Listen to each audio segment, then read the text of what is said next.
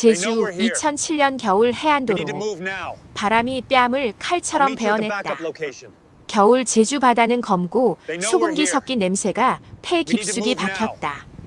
도로 옆 가로등은 바람에 흔들리며 노란 빛을 뚝뚝 떨어뜨렸고 그 아래에 강도윤의 스쿠터가 비스듬히 멈춰 서 있었다. 도윤은 시동을 끄자마자 헬멧을 벗었다. 귀가 먹먹했다. 밤바다 소리는 늘 같지만 오늘은 유난히 가까웠다. 파도가 부서지는 소리가 아니라 누군가 숨을 삼키는 소리처럼 들렸다. 주머니 속 휴대폰이 진동했다. 화면에는 저장되지 않은 번호. 도윤은 그 번호를 보는 순간 가슴이 먼저 내려앉았다. 그는 잠깐 눈을 감았다가 마치 이 전화를 받으면 되돌릴 수 없는 선을 넘는다는 걸 알고 있는 사람처럼 천천히 통화 버튼을 눌렀다. 여보세요. 처음엔 잡음뿐이었다. 바람 소리와 전파가 섞인 듯한 지직거림. 그리고 곧 낮게 깔린 남자의 목소리가 들렸다. 도윤 씨. 이름을 부르는 발음이 이상하게 또렷했다. 도윤은 반사적으로 주변을 훑었다. 도로엔 차가 없었다. 멀리 어선 불빛만 점처럼 떠 있었다. 누구세요? 누군지 중요한 게 아니죠. 도윤 씨가 지금 뭘 보고 있는지가 중요하지. 도윤은 이를 악물었다. 손끝이 차가워졌다. 그는 일부러 웃는 척했다. 아무것도 안 봤어요. 착각하신 것 같은데요. 상대는 웃지 않았다. 대신 아주 짧게 숨을 내쉬었다. 그 숨이 조롱처럼 들렸다.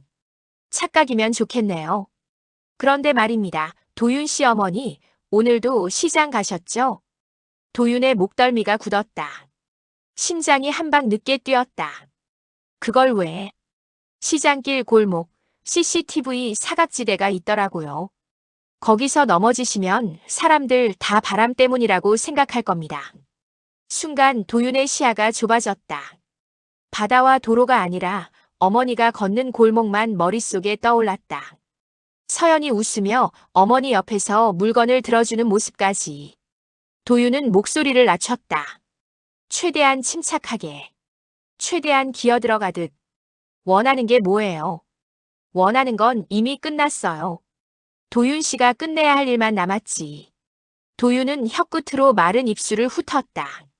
숨이 거칠어질까봐 일부러 천천히 들이마셨다. 그 돈 제가 막았어요. 어머니 통장으로 들어가던 거. 다 돌려놨어요. 돌려놨다고요? 상대 목소리가 처음으로 조금 올라갔다. 감히? 도윤은 허공을 노려보며 말했다. 그 돈이 뭔지도 몰랐어요. 근데 느낌이 안 좋았어요. 그래서 말끝이 흐려졌다. 바닷바람이 아니라 공포가 목구멍에 모래처럼 끼었다. 상대가 다시 낮아졌다. 이번엔 거의 속삭임이었다. 도윤 씨, 세상에는요. 모르고 살면 되는 것들이 있어요. 도윤은 손을 펴봤다가 다시 쥐었다. 손바닥이 축축했다. 그는 본능적으로 스쿠터 옆으로 한 발 물러섰다. 그때였다. 멀리 해안 창고 쪽에서 트럭 엔진 소리가 툭 하고 꺼지는 소리가 들렸다. 도윤의 눈이 그쪽으로 돌아갔다. 어둠 속에 덩어리 같은 건물이 있고 그 앞에 사람 그림자 몇 개가 움직였다. 바람에 흔들리는 듯 했지만 아니었다. 그건 분명히 사람이었다. 전화 속 목소리가 말했다. 고개 돌리지 마세요. 도윤은 턱을 꽉 다물었다. 그런데도 눈은 자꾸 그쪽을 향했다. 자꾸. 도윤 씨가 찍은 거 있죠? 도윤은 숨을 멈췄다. 그가 아까 잠깐 켜둔 카메라 앱. 화면에 스쳐 지나간 번호판. 검은 가방. 누군가의 손목에 번쩍였던 시계. 없어요. 도윤이 거짓말했다. 아무것도. 거짓말 잘하네. 상대가 웃었다. 그럼 확인하러 갈게요. 툭. 통화가 끊겼다. 도윤은 한동안 휴대폰을 귀에 댄 채로 서 있었다. 신호음도 끝난 텅 빈 화면만 바라보며. 바람이 더 세게 불었다. 옷깃이 펄럭이고 파도 소리가 발밑까지 밀려왔다. 그는 주머니에 휴대폰을 넣으려다가 멈칫했다. 확인하러 갈게요. 그 말이 이상하게 구체적이었다. 이 번호가, 이 목소리가 단순히 협박만 하는 게 아니라 여기에 있다는 뜻처럼 들렸다. 도윤은 천천히 헬멧을 다시 썼다. 손가락이 헛돌아 버클이 한 번에 잠기지 않았다. 2번, 3번. 딸깍. 그때 창고 쪽 어둠에서 무언가가 반짝였다. 담배 불인지 휴대폰 화면인지. 그리고 사람 둘이 도로 쪽으로 걸어 나오는 게 보였다. 도윤은 발을 디뎠다. 스쿠터에 올라타려다가 다시 멈췄다. 도망치면 어머니가 위험하다. 도망치지 않으면 여기서 끝이다. 도윤은 짧게 숨을 들이마신 뒤 스쿠터 핸들에 걸어둔 장갑을 끼다가 한쪽을 떨어뜨렸다. 장갑 대신 그의 발끝에서 신발끈이 풀린 게 보였다. 그는 무의식적으로 쪼그려 앉아 신발끈을 묶었다. 손이 떨렸다. 매듭이 잘 안 잡혔다. 바람이 모래를 끌고 와 손등을 때렸다. 지금 이 순간만 지나가면. 그 생각이 끝나기도 전에 누군가의 발소리가 코앞까지 다가왔다. 도윤은 고개를 들었다. 가로등 아래 낯선 남자의 그림자가 길게 늘어져 있었다. 그 그림자는 도윤의 발끝을 덮고 스쿠터 바퀴를 타고 올라와 마치 도윤의 숨구멍을 막는 것처럼 몸을 감쌌다. 도윤은 입을 열었다. 잠깐만. 하지만 그 말은 바람에 찢겼다. 눈앞이 순간적으로 어두워졌다. 모래가 얼굴을 덮쳤고 누군가가 그의 팔을 잡아당겼다. 소나기 힘이 사람 것 같지 않았다. 단단했고 차가웠다. 도윤은 헬멧 안에서 짧게 비명을 삼켰다. 손으로 버티려 했지만 몸이 기울어졌다. 땅이 흔들리는 게 아니라 세상이 기울었다. 그리고 파도 소리만 남았다. 바람이 한번 크게 불고 지나간 자리엔 스쿠터가 그대로 있었다. 가로등빛 아래 반짝이는 금속. 아직 따뜻한 엔진의 잔열. 모래 위에는 신발 한 짝이 뒤집힌 채로 놓여 있었다. 매듭이 반쯤 풀린 신발끈이 바람에 살짝 흔들렸다. 마치 누군가 여기까지였다고 표시해둔 것처럼. 서울 2024년 겨울 원룸 새벽. 서연은 테이프가 늘어진 종이 상자를 바닥에 내려놓고 한숨을 내쉬었다. 원룸은 좁았고 겨울 공기는 얇게 말라 있었다. 창문 틈으로 들어오는 바람이 커튼을 아주 조금씩만 흔들었다. 그 흔들림이 마치 누군가 문 밖에서 숨을 고르고 있는 것처럼 느껴져 서연은 무의식적으로 문 쪽을 한 번 더 봤다. 상자 안에는 오래된 전단지들이 차곡차곡 들어있었다. 실종 강도윤 29세라는 글자. 흐릿해진 사진. 그 아래에 적힌 연락처. 서연은 그 전단지들을 버리지 못했다. 필요해서가 아니라 버리면 정말로 끝나버릴 것 같아서였다. 그녀는 전단지를 한 장씩 넘기며 손끝으로 사진의 얼굴을 훑었다. 종이 표면이 거칠어져 있었고 잉크는 군데군데 번져 있었다. 그럼에도 오빠의 눈매는 선명했다. 고집센 눈썹, 살짝 올라간 눈꼬리, 어릴 때부터 늘 괜찮다는 말을 먼저 하던 표정. 서연은 혼잣말처럼 작게 말했다. 진짜 어디 갔어? 그 순간 휴대폰이 울렸다. 새벽엔 울릴 일이 없는 번호였다. 화면엔 국제전화라는 표시가 떴다. 서연은 심장이 먼저 덜컥 내려앉는 걸 느꼈다. 잠깐 망설였다. 받을까 말까가 아니라 받으면 다시 시작될까 봐. 손가락이 통화 버튼 위에서 잠깐 멈춘 뒤 그녀는 결국 눌렀다. 여보세요. 강서연 씨 맞으십니까? 낯선 남자의 목소리. 너무 정중해서 오히려 차가운 목소리였다. 네, 맞는데요. 저는 주호놀룰루 대한민국 총영사관 직원입니다. 몇 가지 확인할 게 있어서 연락드렸습니다. 서연은 숨을 들이마셨다. 목 안쪽이 바짝 말랐다. 영사관. 하와이. 그 단어 조합이 이 시간에 그녀의 귀로 들어온다는 게 비현실적이었다. 무슨 일이죠? 상대는 잠깐 말을 고르듯 정적을 만들었다. 그 짧은 정적이 서연에게는 오래된 파도처럼 길게 느껴졌다. 하와이 오아후에서 한국인으로 추정되는 남성이 발견됐습니다.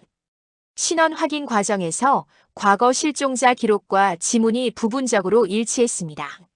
서연의 머리가 하얘졌다. 지문이 누구랑요? 강도윤 씨 기록과요. 그 이름을 들은 순간 서연은 손에 들고 있던 전단지를 놓쳤다. 종이가 바닥에 떨어지는 소리가 생각보다 크게 났다. 서연은 그대로 굳어서서 바닥에 떨어진 오빠의 사진을 내려다봤다. 사진 속 오빠는 웃고 있었다. 그 웃는 얼굴이 방금 전화기 속 이름과 겹쳐져 서연의 가슴 한가운데를 세게 쳤다. 그게 말이 돼요? 그녀의 목소리가 떨렸다. 오빠는 17년 전. 저희도 확신할 수 없어서 연락드리는 겁니다. 영상과 사진이 있습니다. 보내드려도 될까요? 서연은 대답 대신 입술을 깨물었다. 이럴 때 사람이 뭘 믿어야 하는지 몰랐다. 믿으면 무너질까봐, 믿지 않으면 평생 후회할까봐. 보내주세요. 잠시 후 메시지 알림이 떴다. 서연은 두 손으로 휴대폰을 쥐고 화면을 눌렀다. 재생 버튼이 떠있는 짧은 영상. 흔들리는 카메라. 하와이의 강한 햇빛. 야자수. 도로. 그리고 화면 끝에 잠깐 잡히는 남자. 수염이 덥수룩했고 얼굴은 그을렸고 어깨는 축 처져 있었다. 낡은 티셔츠. 먼지 묻은 바지. 그런데 서연은 그 남자의 얼굴을 보는 순간 숨을 멈췄다. 턱선. 코끝. 눈두덩이의 모양.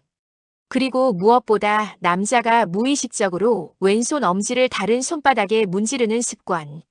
서연의 손가락이 떨리며 화면을 확대했다. 픽셀이 깨져도 상관없었다. 저건. 오빠. 서연의 입에서 소리가 새어나왔다.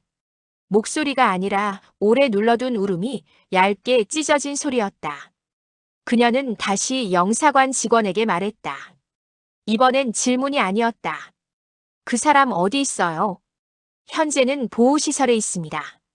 다만 본인이 신원 확인을 강하게 거부하고 있어서. 갈게요. 서연은 말을 끊었다. 손등으로 눈가를 한번 문질렀지만 눈물은 멈추지 않았다. 전화기 너머에서 상대가 당황한 듯 덧붙였다. 강서연 씨, 신중하게 결정하셔야. 제가 17년을 신중하게 살았어요. 서연은 그렇게 말하고 전화를 끊었다. 방 안이 갑자기 너무 조용해졌다. 서연은 바닥에 떨어진 전단지를 주워 다시 펼쳤다. 사진 속 오빠 얼굴을 한참 들여다본 뒤 종이를 조심스레 접어 서랍 맨 아래 넣었다. 그리고 책상 위에 있던 노트북을 열었다. 항공권 검색창이 뜨자 그녀는 아무 망설임 없이 날짜를 입력했다. 그때였다. 또 다른 알림이 울렸다.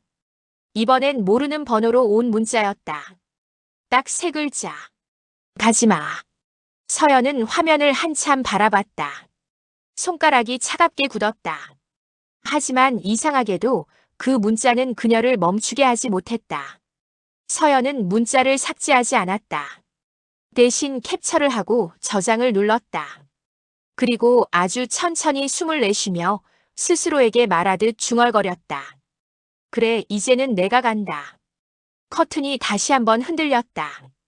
서연은 문 쪽을 보지 않았다. 대신 항공권 결제 버튼을 눌렀다. 하와이 오아후 대한민국 총영사관 면담실 낮. 에어컨 바람이 과하게 차가웠다. 하와이의 바깥은 분명 햇빛이 쨍쨍했는데 유리창 안쪽 공기는 겨울 서울보다 더 싸늘하게 느껴졌다. 서연은 얇은 가디건 소매를 끝까지 당겨 손등을 덮었다. 그게 추워서인지 떨림을 숨기려는 건지 스스로도 구분이 안 됐다. 면담실은 딱 관공서 냄새가 났다. 종이와 잉크, 오래 닦인 바닥 세정제 냄새. 벽시계 초침이 딸깍딸깍하고 예민하게 시간을 잘랐다. 서연은 그 소리에 맞춰 숨을 세었다. 하나, 둘, 셋, 네 번째가 넘어갈 때마다 목이 더 말랐다. 탁자 위에는 준비해온 것들이 가지런히 놓여 있었다. 오빠가 좋아하던 귤사탕 한 봉지, 어릴 때 찍은 가족 사진, 그리고 서연이 밤새 적어둔 질문 목록 너무 많아서 어느 순간부터는 질문이 아니라 기도 같았다. 문 밖에서 발소리가 들리자 서연의 어깨가 살짝 튀었다. 영사관 직원이 문을 반쯤 열고 고개를 내밀었다. 강서연 씨 들어오십니다. 준비되셨죠? 준비. 그 말이 웃겼다. 17년을 준비했는데도 이 순간에 준비라는 게 가능한가? 서연은 고개를 끄덕였다. 직원이 문을 더 열어젖혔다. 그리고 들어온 남자는 너무 조용했다. 처음엔 걸음소리도 제대로 들리지 않았다. 낡은 샌들 바닥에 끌리며 내는 작은 마찰음만 사각하고 스쳤다. 남자는 몸집이 확 줄어든 것처럼 보였다. 어깨는 웅크러져 있었고 얼굴은 햇빛에 그을렸는데도 눈밑은 퀭했다. 수염이 턱선을 가려서 더 낯설었다.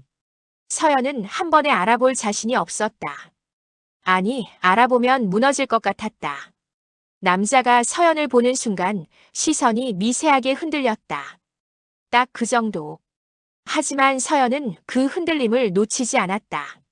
사람은 정말 보고 싶은 건 안 보이는데 보고 싶지 않은 건 왜 이렇게 잘 보이는지. 영사관 직원이 의자 쪽을 가리켰다. 여기 앉으시면 됩니다. 성함 확인만 간단히. 남자는 의자에 앉지 않았다. 정확히는 앉을 준비를 했다가 멈췄다. 마치 등받이에 닿는 순간 무언가가 들키는 것처럼.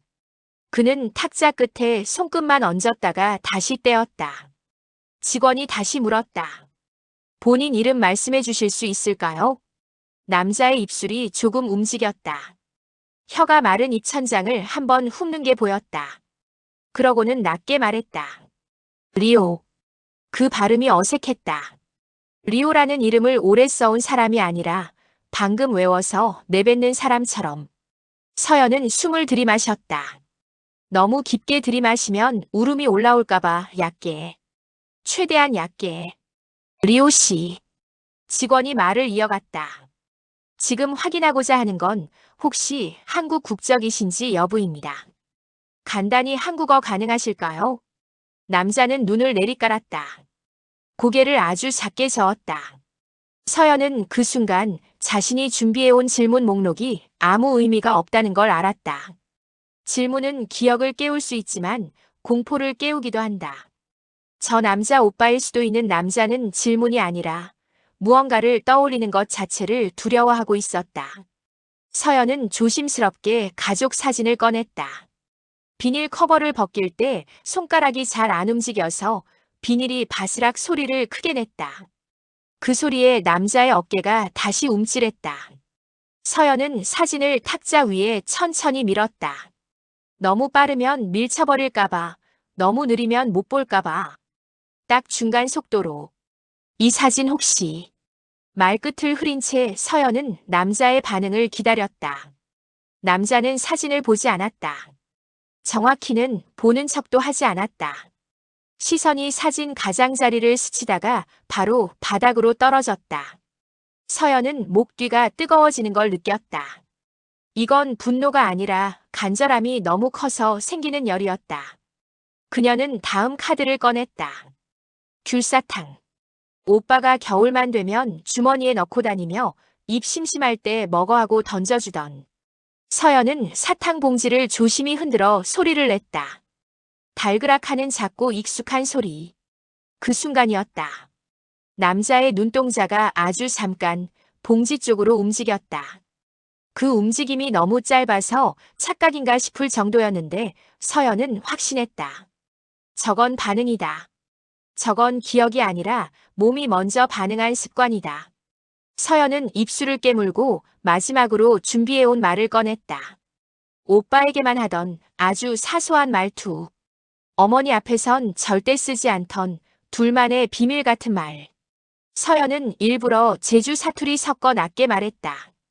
야, 너 어릴 때 귤 까먹다 손 노랗게 되면 나한테 뭐라 그랬는지 기억나? 남자의 턱이 미세하게 떨렸다. 직원이 서연을 말리려는 듯 강서연 씨하고 부르려 했지만 서연은 손을 들어 조용히 제지했다. 직원도 분위기를 눈치채고 입을 다물었다. 남자의 입술이 벌어졌다. 소리 없는 숨이 한 번 새어나왔다. 그리고 아주 작게, 정말 거의 들리지 않을 만큼. 서연의 심장이 멎었다가 다시 뛰었다. 남자는 급히 말을 끊었다. 마치 스스로가 방금 무슨 실수를 했는지 깨달은 사람처럼 양손으로 머리를 감싸 쥐었다. 손가락이 머리카락을 세게 움켜쥐며 떨렸다. 아니야. 남자가 거칠게 말했다. 아니야. 서연은 자리에서 일어날 뻔했지만 억지로 버텼다. 움직이면 그가 더 무너질 것 같아서. 그때 남자가 고개를 들었다. 눈빛이 달라져 있었다. 텅 비어있던 눈이 아니라 무언가에 쫓기는 눈이었다. 방금 전까지는 어딘가 멀리 떠있는 사람 같았다면 지금은 당장 여기서 뛰쳐나갈 사람 같았다. 그가 숨을 몰아쉬며 처음으로 서연의 얼굴을 똑바로 봤다. 그리고 거의 으르렁거리듯 말했다. 찾지 마. 서연은 목소리가 나오지 않았다. 대신 눈물이 맺혔다. 그걸 보자 남자의 표정이 아주 잠깐 무너졌다. 그 찰나의 표정이 서연이 기억하는 오빠의 표정과 겹쳤다. 누군가 다치게 했을 때의 미안함과 분노가 섞인 표정. 남자는 마지막으로 한마디를 더 뱉었다. 너까지 죽어. 그 말과 동시에 그는 자리에서 벌떡 일어났다. 의자가 끼익 소리를 내며 뒤로 밀렸다. 직원이 놀라 잠깐만요. 하고 붙잡으려 했지만 남자는 문 쪽으로 몸을 틀어 달려갔다. 서연은 본능적으로 따라 일어섰다. 오빠. 그런데 그 호칭이 입에서 튀어나오는 순간 남자가 멈칫했다. 아주 잠깐. 문 손잡이를 잡은 채로 어깨가 미세하게 굳었다. 서연은 그 뒷모습을 보며 확신했다. 그는 들었다. 그는 이해했다. 그는 모르는 척하고 있을 뿐이다. 남자는 문을 열고 나가버렸다. 문이 닫히며 쿵 하고 소리가 났다. 면담실 안에는 귤사탕 봉지의 작은 달그락거림과 벽시계 초침 소리만 남았다. 서연은 탁자 위 사진을 바라보다가 조용히 손바닥으로 사탕 봉지를 눌러 소리를 멈췄다. 그리고 낮게 혼잣말처럼 말했다. 그래, 도망쳐도 돼. 근데 이번엔 내가 따라간다. 하와이 오아후 영사관 앞 주차장 숙소 오후밤. 문이 닫히는 소리가 유난히 크게 울렸다. 쿵. 그 소리가 끝나기도 전에 서연은 몸이 먼저 움직였다. 잠깐만요. 영사관 직원이 급히 뒤따라 나오며 강서연 씨, 밖은 하고 말했지만 서연은 이미 복도 끝을 돌아뛰고 있었다. 구두굽이 바닥을 때리며 탁탁탁 소리를 냈고 손바닥엔 땀이 차서 폰이 미끄러질 것 같았다. 현관문을 밀치듯 나가자 눈이 부셨다. 하와이의 햇빛은 사람이 숨기고 싶은 것까지 들춰내는 빛이었다. 서연은 두 눈을 찡그린 채 주변을 훑었다. 남자는 없다. 방금 전까지 그 사람이 지나갔을 길, 계단, 로비, 인도. 사람들이 지나가고 차가 지나가고 야자수 잎이 흔들리는 풍경만 멀쩡하게 있었다. 마치 방금 그 남자만 현실에서 삭제된 것처럼. 서연은 숨을 몰아쉬며 영사관 입구를 돌아 주차장 쪽으로 뛰었다. 그때 뒤에서 영사관 직원이 가까스로 따라붙었다. 강서연 씨, 지금은 안전 문제 때문에 단독으로. CCTV요. 서연이 숨을 끊어먹듯 말했다. 방금 나간 거 찍혔죠? 어딜로 갔는지. 직원은 한 박자 늦게 서연을 바라봤다. 그 표정이 설명하기 싫다와 설명할 수 없다 사이 어딘가였다. 확인해 보겠습니다. 지금. 서연은 무례할 정도로 단호하게 밀어붙였다. 지금 확인해야 돼요. 직원은 마지못해 안내 데스크로 뛰어가 경비원과 말을 섞었다. 서연은 그 사이에 주차장 끝까지 눈으로 훑었다. 차들 사이로 남자가 숨어 있을 것 같아서. 아니면 이미 누군가의 차에 태웠을 것 같아서. 경비원은 모니터 앞에서 뭔가를 클릭하더니 고개를 갸웃했다. 그가 화면을 다시 두드리고 다시 클릭하고 다시 한번 고개를 젓는 모습이 서연의 신경을 긁었다. 어떻게 됐어요? 서연이 다가가 물었다. 직원이 애써 침착한 목소리로 말했다. 지금 저장이 안 되어 있습니다. 뭐가요? 영상이요. 오늘 오전부터 시스템 오류라고. 서연은 그 말을 끝까지 듣지 못했다. 손가락이 모니터를 가리켰다. 오류가 왜 하필 오늘이에요? 하필 지금이에요. 경비원은 눈을 피했다. 직원도 시선을 피했다. 서연은 그 둘이 같은 방향으로 눈을 피하는 걸 보고 확신했다. 오류가 아니라 지웠다. 누군가가. 서연은 입술을 깨물었다. 이빨이 잇몸을 찌르는 통증이 느껴질 정도로. 그럼 서연이 낮게 말했다.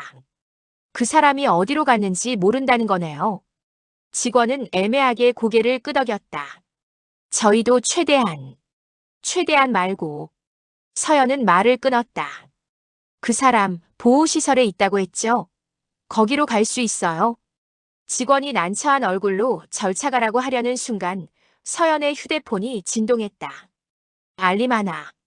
모르는 번호였다. 문자. 서연은 망설임 없이 열었다. 너 거기까지. 짧았다. 단어도 정갈했다. 오히려 그 정갈함이 섬뜩했다. 장난이 아니라는 뜻이었다. 서연은 뒤통수가 서늘해지는 걸 느끼며 주차장 쪽으로 몸을 돌렸다.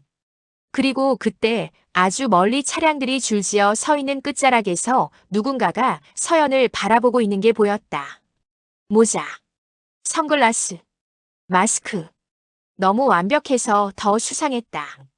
서연은 반사적으로 휴대폰을 들어 그쪽을 찍으려 했다. 손가락이 카메라 버튼을 누르는 순간 그 남자가 움직였다. 고개를 조금 숙이고 차들 사이로 사라졌다. 너무 자연스럽게. 사람이 아니라 그림자처럼. 서연은 뛰었다. 차 사이를 돌아가며 그를 찾았다. 하지만 그가 사라진 자리엔 빈 공기만 남아 있었다. 서연은 숨을 몰아쉬며 멈춰섰다. 심장이 목구멍까지 튀어나올 것 같았다. 그때 뒤에서 강서연 씨, 영사관 직원이 다시 불렀다. 괜찮으세요? 서연은 대답 대신 주차장 바닥을 바라봤다. 발밑에 미세하게 반짝이는 무언가가 있었다. 유리 조각 같은 건 아니었다. 더 얇고 더 날카로운 뾰족한 금속 조각. 서연은 그걸 보고 갑자기 어제의 가지마 문자가 떠올랐다. 누군가가 말을 했고 누군가가 행동을 하고 있었다. 서연은 침을 삼켰다. 저 나가야 해요. 그녀가 말했다. 숙소로. 직원이 동행을 제안했지만 서연은 고개를 저었다. 같이 움직이면 오히려 표적이 커질 것 같았다. 무엇보다 자신이 흔들리면 안 된다는 생각이 들었다. 누가 지켜보든 자신이 겁먹는 걸 보이기 싫었다. 주차장에 세워둔 렌터카 앞에 도착했을 때 서연은 잠깐 멈칫했다. 차가 이상했다. 바퀴가 아주 살짝 주저앉아 있었다. 눈으로 보면 기분 탓인가 싶을 만큼. 하지만 서연은 알았다. 이건 기분 탓이 아니었다. 그녀는 조심스럽게 다가가 바퀴 옆에 쪼그려 앉았다. 손가락 끝으로 타이어 옆면을 눌렀다. 푹. 숨이 샜다. 바람이 빠져 있었다. 아니, 누가 뺐다. 서연의 손끝이 떨렸다. 그녀는 바로 차 안을 확인했다. 조수석, 뒷좌석, 트렁크. 아무도 없었다. 그런데 이상하게도 안심이 안 됐다. 누군가 있었다가 나갔다는 느낌. 그 흔적이 공기 속에 남아있는 느낌. 서연은 결국 택시를 잡아 숙소로 돌아왔다. 택시 창밖으로 야자수와 바다, 관광객의 웃음소리가 지나가는데도 그녀는 하나도 보지 못했다. 머릿속엔 계속 그 남자의 눈빛만 떠올랐다. 찾지 마, 너까지 죽어. 그 말이 협박인지 경고인지 아니면 부탁인지. 숙소에 도착하자 해가 이미 져 있었다. 복도는 형광등이 깜빡거리며 희미하게 밝았다. 서연은 키를 꺼내 문을 열면서도 등 뒤가 뜨거운 시선을 받는 것 같아 몇 번이나 뒤를 돌아봤다. 문을 닫고 잠금 장치를 2번 잠그고 체인까지 걸었다. 그제야 숨이 조금 내려앉았다. 서연은 가방을 침대 위에 내려놓고 깊게 숨을 들이마셨다. 그리고 바로 이상함을 느꼈다. 가방 지퍼가 자기가 잠근 위치가 아니었다. 서연은 천천히 가방을 열었다. 서류들이 어지럽게 뒤섞여 있었다. 영사관에서 받은 안내문, 여권 사본, 항공권 출력본 전부 순서가 틀어져 있었다. 누군가가 찾았다는 흔적. 찾고 싶은 걸 골라 꺼낸 흔적. 서연은 종이를 하나씩 넘기다가 멈췄다. 도윤 관련 서류 복사본. 그게 없었다. 딱 그것만. 서연은 순간 눈앞이 어두워졌다. 손이 차가워지고 발끝에서부터 열이 올라왔다. 그녀는 서랍을 뒤지고 가방 구석을 뒤지고 심지어 쓰레기통까지 뒤졌다. 없었다. 완벽하게 사라졌다. 그때 창밖에서 짧은 경적 소리가 났다. 빵빵. 2번. 마치 약속된 신호처럼. 서연은 온몸이 굳었다. 심장이 쿵 하고 크게 울렸다. 그녀는 천천히, 아주 천천히 창문 쪽으로 걸어갔다. 커튼을 바로 젖히지 못했다.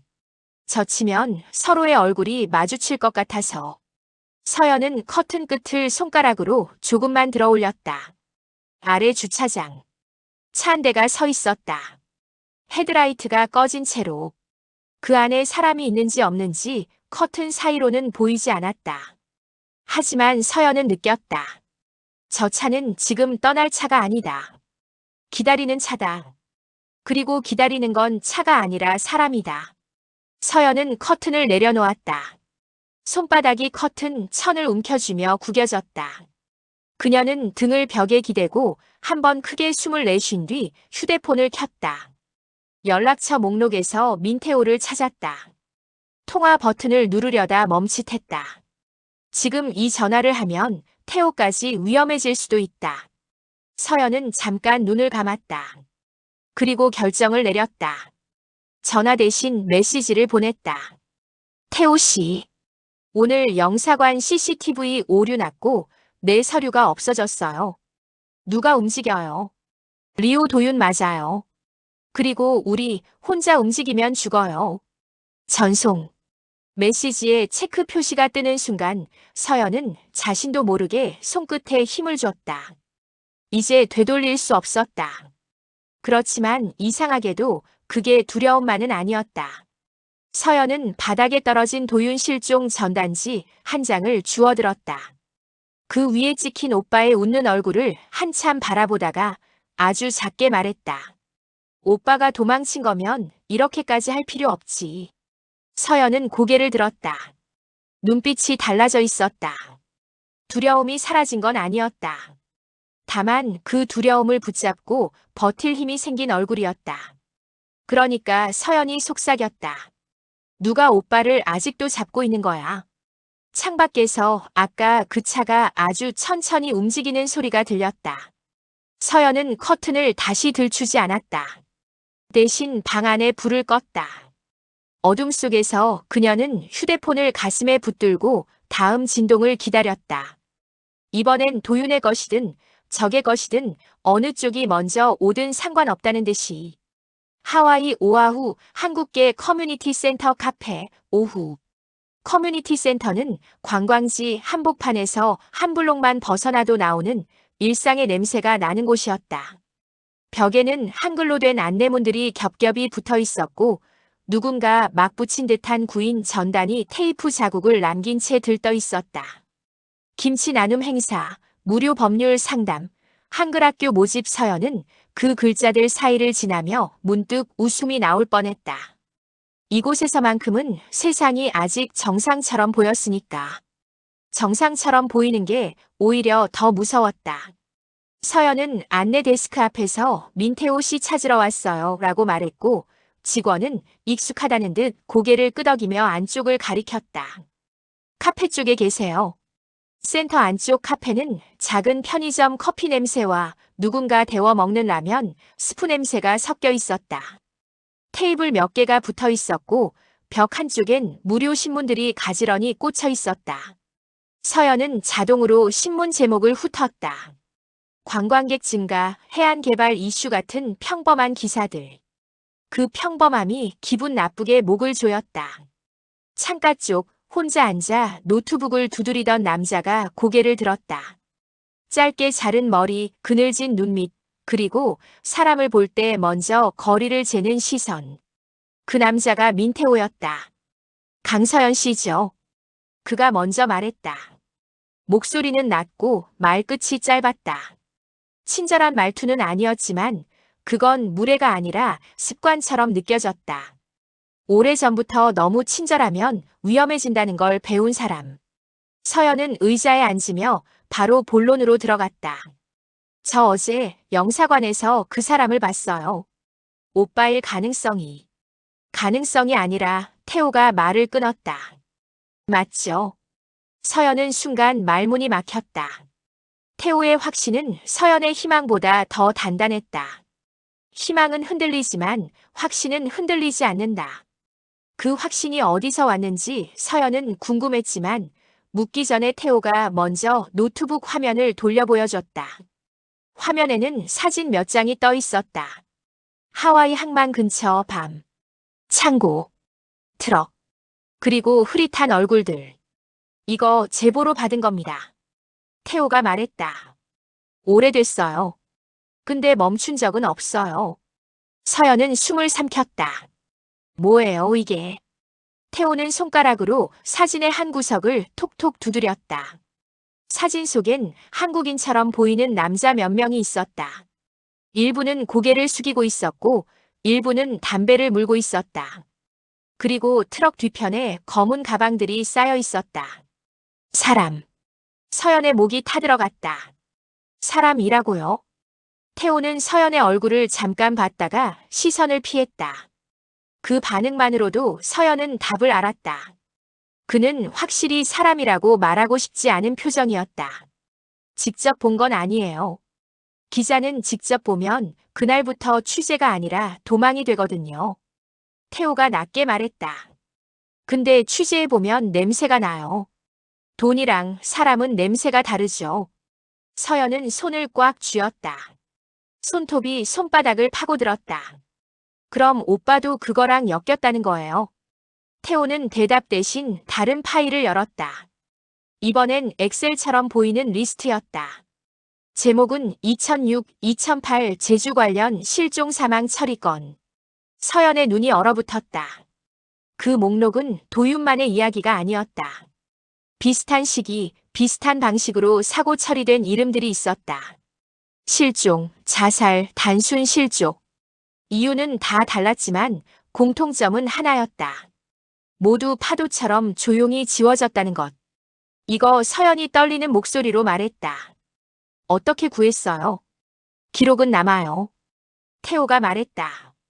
남기고 싶은 사람도 있고 남기기 싫은 사람도 있는데 시간이 지나면 남기기 싫었던 것도 삐져나옵니다. 서연은 화면에서 도윤의 이름을 찾았다.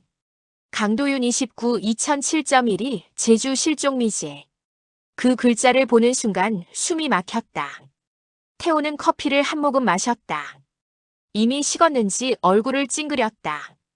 그리고 마치 여기서부터가 진짜라는 듯 낮게 덧붙였다.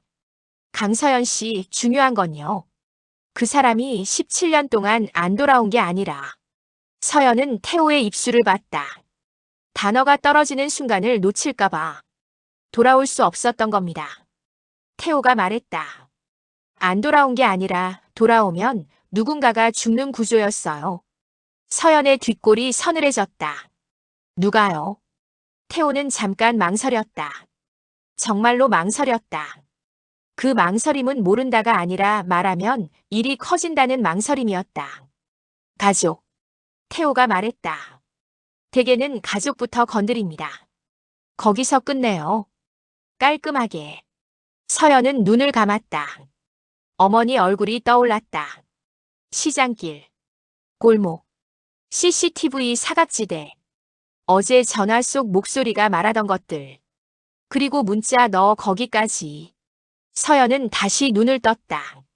태호를 똑바로 봤다. 그럼 전 뭘 해야 돼요? 태호는 노트북을 닫았다. 딱 소리 나게. 그 소리가 이상하게도 선언처럼 들렸다. 첫째, 혼자 움직이지 마요. 둘째, 증거를 한 군데에 모으지 마요. 셋째, 태호는 마지막을 말하기 전에 서연의 얼굴을 다시 한번 확인했다. 서연이 도망갈 사람인지 버틸 사람인지. 서연은 시선을 피하지 않았다. 태호가 말했다. 그 사람, 리오가 아니라 강도윤 씨죠. 그 사람을 기억하게 만들면 위험해져요. 기억이 돌아오는 순간 그 사람은 다시 표적이 됩니다. 서연의 입술이 떨렸다. 그럼 기억을 깨우지 말라는 거예요. 깨우되. 태호가 단호하게 말했다. 우리가 준비된 상태에서 깨우는 순간이 전쟁 시작이거든요. 서연은 목구멍이 막힌 채로 고개를 끄덕였다. 준비. 전쟁. 그 단어들이 현실이 되는 속도가 너무 빨랐다. 어제까지만 해도 그녀는 찾기만 하면 될 줄 알았다. 그런데 지금은 살리기가 먼저였다. 서연이 조용히 물었다. 태호 씨는 왜 이걸 계속 쫓아요? 태호는 잠깐 눈을 내리깔았다. 대답하기 싫은 사람처럼. 그런데 결국 아주 짧게 말했다. 저도 누군가를 잃었거든요. 서연은 더 묻지 않았다. 묻지 않아도 됐다. 그 짧은 문장만으로 태호가 왜 이렇게 단단해졌는지 알 것 같았다. 그때 카페 입구의 종이 딸랑하고 울렸다. 누군가 들어왔다. 서연은 반사적으로 고개를 돌렸다. 낯선 남자 하나가 들어와 커피를 주문하는 척하며 주변을 둘러봤다. 너무 자연스러워서 더 이상했다. 서연의 심장이 뛰기 시작했다. 태호도 그 남자를 봤다. 그리고 아주 천천히 손을 들어 노트북 가방 지퍼를 닫았다. 서연에게 눈짓했다. 지금. 서연은 자리에서 일어나며 낮게 말했다. 저 사람 어제 주차장에서 봤던. 맞아요. 태호가 말했다. 목소리가 더 낮아졌다. 이제부터는 우리를 보고 있다는 뜻입니다. 서연의 손끝이 차가워졌다. 태호는 계산대 쪽으로 향하지 않았다. 대신 직원 출입문이 있는 뒤쪽을 가리켰다. 뒷문으로 나가요. 뛰지 말고. 그럼 오빠는요? 서연이 급히 물었다. 태호는 멈추지 않은 채 말했다. 오빠를 찾는 건 다음 단계예요. 지금은 우리가 살아남아야 그 사람도 살립니다. 서연은 그 말에 이를 악물고 고개를 끄덕였다. 그리고 두 사람은 커뮤니티 센터 뒤쪽 어두운 복도를 따라 조용히 걸어 나갔다. 뒤에서 누군가의 시선이 등에 꽂혔다. 서연은 그 시선을 느끼며 생각했다. 그래. 봐라. 이제는 내가 도망치지 않는다. 하와이 오아후 해변 근처 노숙자 캠프 해질녘. 뒷문을 나서자 공기가 달랐다. 커뮤니티 센터 안쪽에 따뜻한 냄새가 순식간에 끊기고 바깥은 젖은 바람과 아스팔트의 열기, 그리고 어딘가 타다 남은 담배 냄새가 뒤섞여 서연의 목을 긁었다. 태호는 앞장서 걷되 걷는 속도를 딱 급하지 않은 척으로 맞췄다. 뛰면 쫓긴다는 걸 인정하는 거라고 그의 등에서 그런 규칙이 느껴졌다. 뒤 안 보고. 태호가 아주 작게 말했다. 너무 자주 보면 그쪽도 확신해요. 서연은 억지로 고개를 고정했다. 심장은 뒤에서 뛰고 있었는데 눈은 앞만 봐야 했다. 길을 2번 꺾고 작은 마트 옆 골목으로 들어가자 태호는 그제야 손바닥을 들어 서연을 멈췄다. 그는 마트 유리창에 비친 반사로 뒤를 확인하더니 고개를 아주 미세하게 끄덕였다. 따라붙진 않았어요. 적어도 지금은. 서연이 씹듯이 되뇌었다. 태호는 대답 대신 주머니에서 접힌 종이를 꺼냈다. 어제 서연이 보낸 숫자, 패턴 사진을 프린트한 것 같았다. 종이 위엔 삐뚤빼뚤한 숫자들이 반복되어 있었다. 7, 3, 14 중간중간엔 점과 선, 그리고 괄호 같은 표시. 이거요. 태호가 종이를 펼치며 말했다. 좌표일 수도 있고 보관함 암호일 수도 있는데 한 가지 더 가능성이 있어요. 서연은 종이를 바라보며 숨을 삼켰다. 뭐요? 태호는 종이 한 구석을 손가락으로 짚었다. 숫자들 사이에 유난히 반복되는 짧은 조합이 있었다. 8-2, 8-2, 8-2. 캠프에서 사람들끼리 쓰는 표시가 있어요. 여기서 8-2는 태호는 말끝을 흐리며 주변을 한번 훑었다. 이 근처 노숙자 캠프 구역 번호처럼 쓰이기도 해요. 누가 누굴 찾아갈 때 서연의 눈이 커졌다. 그럼 오빠가 거기에 있었다는 거예요. 있었거나. 태호가 담담하게 말했다. 거기에서 누군가랑 접선했거나. 해변 쪽으로 조금 더 걸어가자 관광객의 웃음소리가 멀어졌다. 바다 냄새가 강해지고 바람이 더 거칠어졌다. 그리고 그 냄새 사이로 사람 사는 냄새가 섞이기 시작했다. 땀, 눅눅한 옷, 오래된 담요, 음료수 캔이 햇빛에 데워지며 나는 닿네. 노숙자 캠프는 생각보다 조용했다. 소란스럽지 않았다. 그게 더 불편했다. 텐트들이 듬성듬성 서 있었고 낡은 천막 아래에 플라스틱 의자 몇 개가 엎어져 있었다. 누군가는 라디오를 작게 틀어놓았고 그 소리는 파도 소리에 자꾸 삼켜졌다. 태호는 손바닥을 들어 서연을 멈추게 하고 혼자 먼저 한 발 들어갔다. 그는 낯선 사람이 아니라 이미 몇 번 와본 사람처럼 자연스럽게 고개를 끄덕이며 인사를 했다. 서연은 뒤에서 목을 움츠렸다. 여기선 서연이 외부인이었다. 외부인은 늘 눈에 띄었다. 태호가 한 중년 여성과 짧게 말을 나누고 돌아왔다. 저쪽.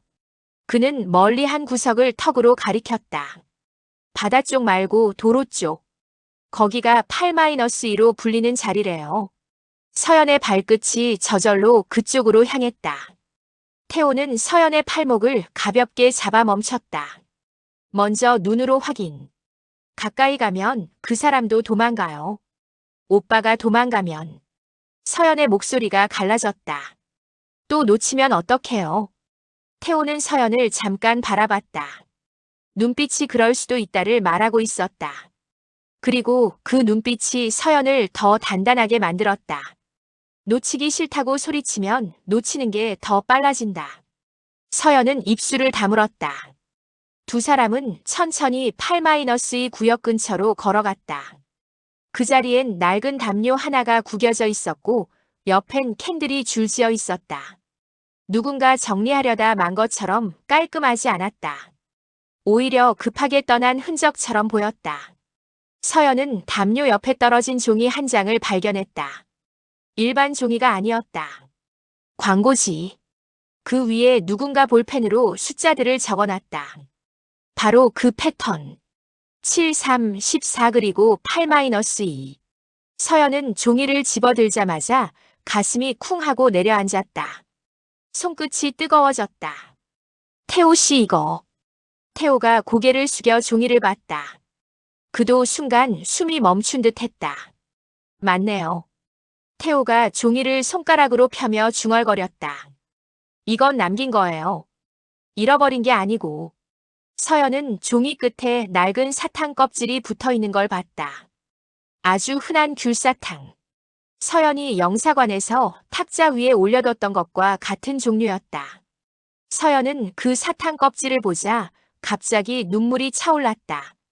오빠가 기억을 부정하더라도 몸은 기억을 놓치지 못했다. 오빠가 여기 있었어요. 서연이 숨을 떨며 말했다. 그 순간이었다. 등 뒤에서 바스락 소리가 났다. 서연은 반사적으로 몸을 돌렸다. 나무 그늘 아래 멀찌감치 한 남자가 서 있었다.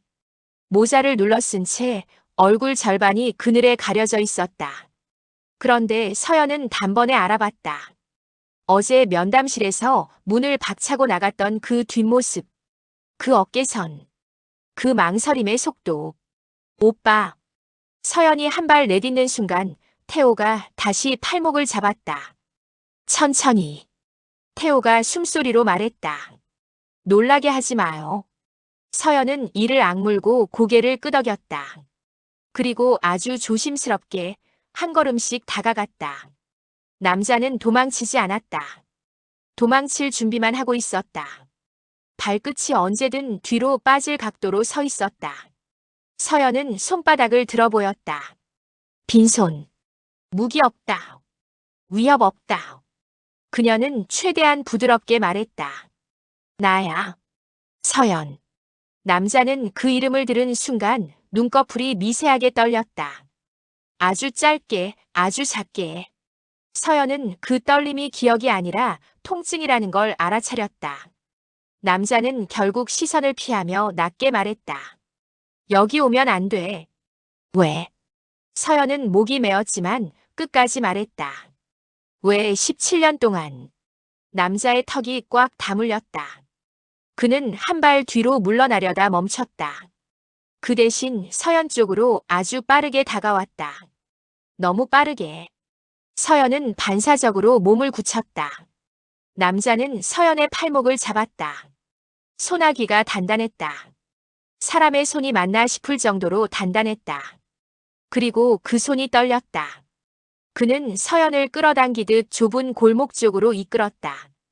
태호가 따라붙으려 하자 남자는 고개도 돌리지 않은 채 딱 한마디를 던졌다. 따라오면 다 죽어. 태호가 멈칫하는 사이 서연은 남자에게 끌리듯 골목 안으로 들어갔다. 골목은 습했고 담벼락엔 그래피티가 덕지덕지 붙어 있었다. 바다 소리가 갑자기 멀어졌다. 대신 두 사람의 숨소리만 가까워졌다. 남자는 서연을 놓지 않은 채 낮게 말했다. 너 왜 왔어? 오빠가. 서연은 눈물이 맺힌 채로 말했다. 살아있다는 걸 봤으니까. 남자는 그 말에 얼굴을 찡그렸다. 분노 같기도 하고 공포 같기도 했다. 살아있는 게 좋은 거 아니야. 서연은 순간 말문이 막혔다. 살아있는 게 좋은 게 아니라니. 그게 무슨 말이야. 그런데 남자의 눈빛은 거짓말을 하지 않았다. 그의 눈은 살아있는 것이 얼마나 잔인할 수 있는지 알고 있는 눈이었다. 그때 바람이 골목 끝을 스치며 지나갔다. 남자의 소매가 살짝 올라갔다. 서연의 시선이 팔 안쪽으로 떨어졌다. 그리고 멈췄다. 작은 화상 흉터. 둥글고 가장자리가 살짝 울퉁불퉁한, 너무 작아서 남들은 그냥 상처라고 지나칠 수 있는 그 자리. 서연의 숨이 끊겼다. 그 흉터는 서연이 12살 때 라면을 엎지르고 울던 밤에 도윤이 일부러 뜨거운 그릇을 잡아대신 대었던 자리였다. 그날 도윤은 웃으면서 말했다. 너무 미안하면 우리만 아는 표식 하나 만들자. 나중에 서로 못 알아보면 이걸로 확인하는 거야. 서연은 손이 떨려 남자의 팔을 더듬듯 만졌다. 아주 조심스럽게. 만지는 순간 남자는 반사적으로 팔을 빼려 했다. 하지만 서연의 손끝이 흉터에 닿자 남자의 움직임이 멈췄다.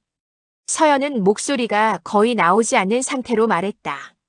오빠 이거. 남자의 입술이 벌어졌다. 그는 무언가를 말하려 했지만 말이 나오지 않았다. 눈동자가 흔들렸다. 고개가 아주 천천히, 아주 조금씩 흔들렸다. 부정. 부정해야 산다. 그런 몸의 습관. 그런데 그 부정 속에서 아주 작게 이름 하나가 새어나왔다. 서연. 그 한마디가 골목에 떨어졌다. 서연은 그 소리에 무너질 뻔했다. 하지만 무너질 수 없었다. 무너지면 이 사람을 놓칠 것 같아서. 서연은 울음을 삼키고 남자의 손을 더 꽉 잡았다. 도윤 오빠. 이번엔 확신을 담아 말했다. 나 알아봤어. 남자의 눈이 순식간에 날카로워졌다. 그건 분노가 아니었다. 누군가 듣고 있을지 모른다는 공포였다. 그는 서연의 입을 손바닥으로 막듯 가렸다. 숨이 서연의 뺨에 닿았다. 뜨겁고 거칠었다. 이름 말하지 마. 그가 이를 악물고 속삭였다. 여기선 절대. 서연은 고개를 끄덕였다. 그의 손바닥 아래에서 숨이 뜨거워졌다. 그때 골목 밖 캠프 쪽에서 누군가의 발소리가 났다. 두어 명. 느릿하게, 하지만 방향이 분명했다. 도윤의 눈이 골목 입구로 돌아갔다. 그 눈빛이 말하고 있었다. 왔다. 서연은 도윤의 손바닥 아래에서 겨우 물었다. 누가? 도윤은 대답 대신 서연의 손목을 더 세게 잡았다. 그리고 아주 낮게, 거의 숨으로만 말했다. 지금 나 따라와. 소리 내지 마. 서연은 고개를 끄덕였다. 도윤은 골목 반대편 관광객도 잘 안 다니는 좁은 길로 서연을 끌고 뛰기 시작했다. 뛰는데도 발소리를 죽이는 이상한 달리기였다. 살아남기 위해 몸이 배운 달리기. 서연은 뒤를 돌아보지 않았다. 태호가 있는 쪽을 보지 않았다. 오직 도윤의 등에만 시선을 박았다. 도윤이 갑자기 멈춰 서더니 낮은 담장 너머를 가리켰다. 너머. 뭐? 지금. 서연이 망설이는 찰나 골목 입구에서 누군가의 목소리가 들렸다. 영어였다. 짧고 거칠었다. 그리고 그 뒤로 한국어가 섞였다. 찾았다. 서연의 심장이 꺼질 듯 내려앉았다. 도윤이 서연을 먼저 들어올리듯 담장 위로 밀어 올렸다. 서연은 손바닥이 까지든 것도 모르고 담장을 넘어 떨어졌다. 도윤도 뒤따라 넘어오는 순간 누군가가 담장 반대편에서 소리쳤다. 거기. 도윤은 서연의 손을 잡아 끌며 낮게 말했다. 이제 진짜 시작이야. 서연은 숨이 턱에 걸린 채 그 말이 무엇을 의미하는지 알 것 같아서 더 무서웠다. 그리고 더 이상 도망치지 않겠다고 스스로에게 다시 한번 되뇌었다. 하와이 오아후 뒷골목 세탁소 뒤 허름한 모텔 밤. 담장을 넘자마자 공기가 달라졌다. 관광지의 바람이 아니라 오래된 골목의 습한 공기였다. 곰팡내와 기름 냄새, 젖은 종이 냄새가 섞여 코를 찔렀다. 서연은 착지하자마자 비틀렸고 도윤은 망설임 없이 서연의 팔을 잡아 세워 끌었다. 잡는 힘이 과했는데 그건 조심성이 아니라 습관이었다. 이 사람은 누군가를 살리려면 먼저 다치게도 할 수 있는 손을 가진 사람 같았다. 뛰지 마. 도윤이 낮게 말했다. 뛰면 눈에 띄어. 서연은 헛웃음이 나올 뻔했다. 이미 거기. 라는 소리를 들었는데 이제 와서 뛰지 말라니. 그런데 도윤은 진짜로 뛰지 않았다. 그는 골목을 걷는 속도로 가르며 방향만 계속 바꿨다. 그 속도가 더 무서웠다. 뛰는 공포가 아니라 잡히면 끝이라는 확신을 품은 속도였다.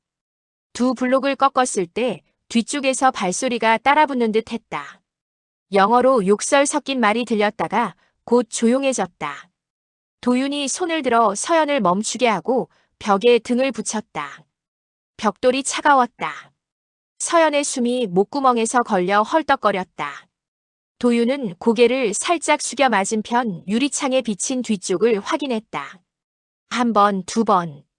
그리고 아주 미세하게 고개를 저었다. 지금은 없어. 서연은 말 대신 고개만 끄덕였다.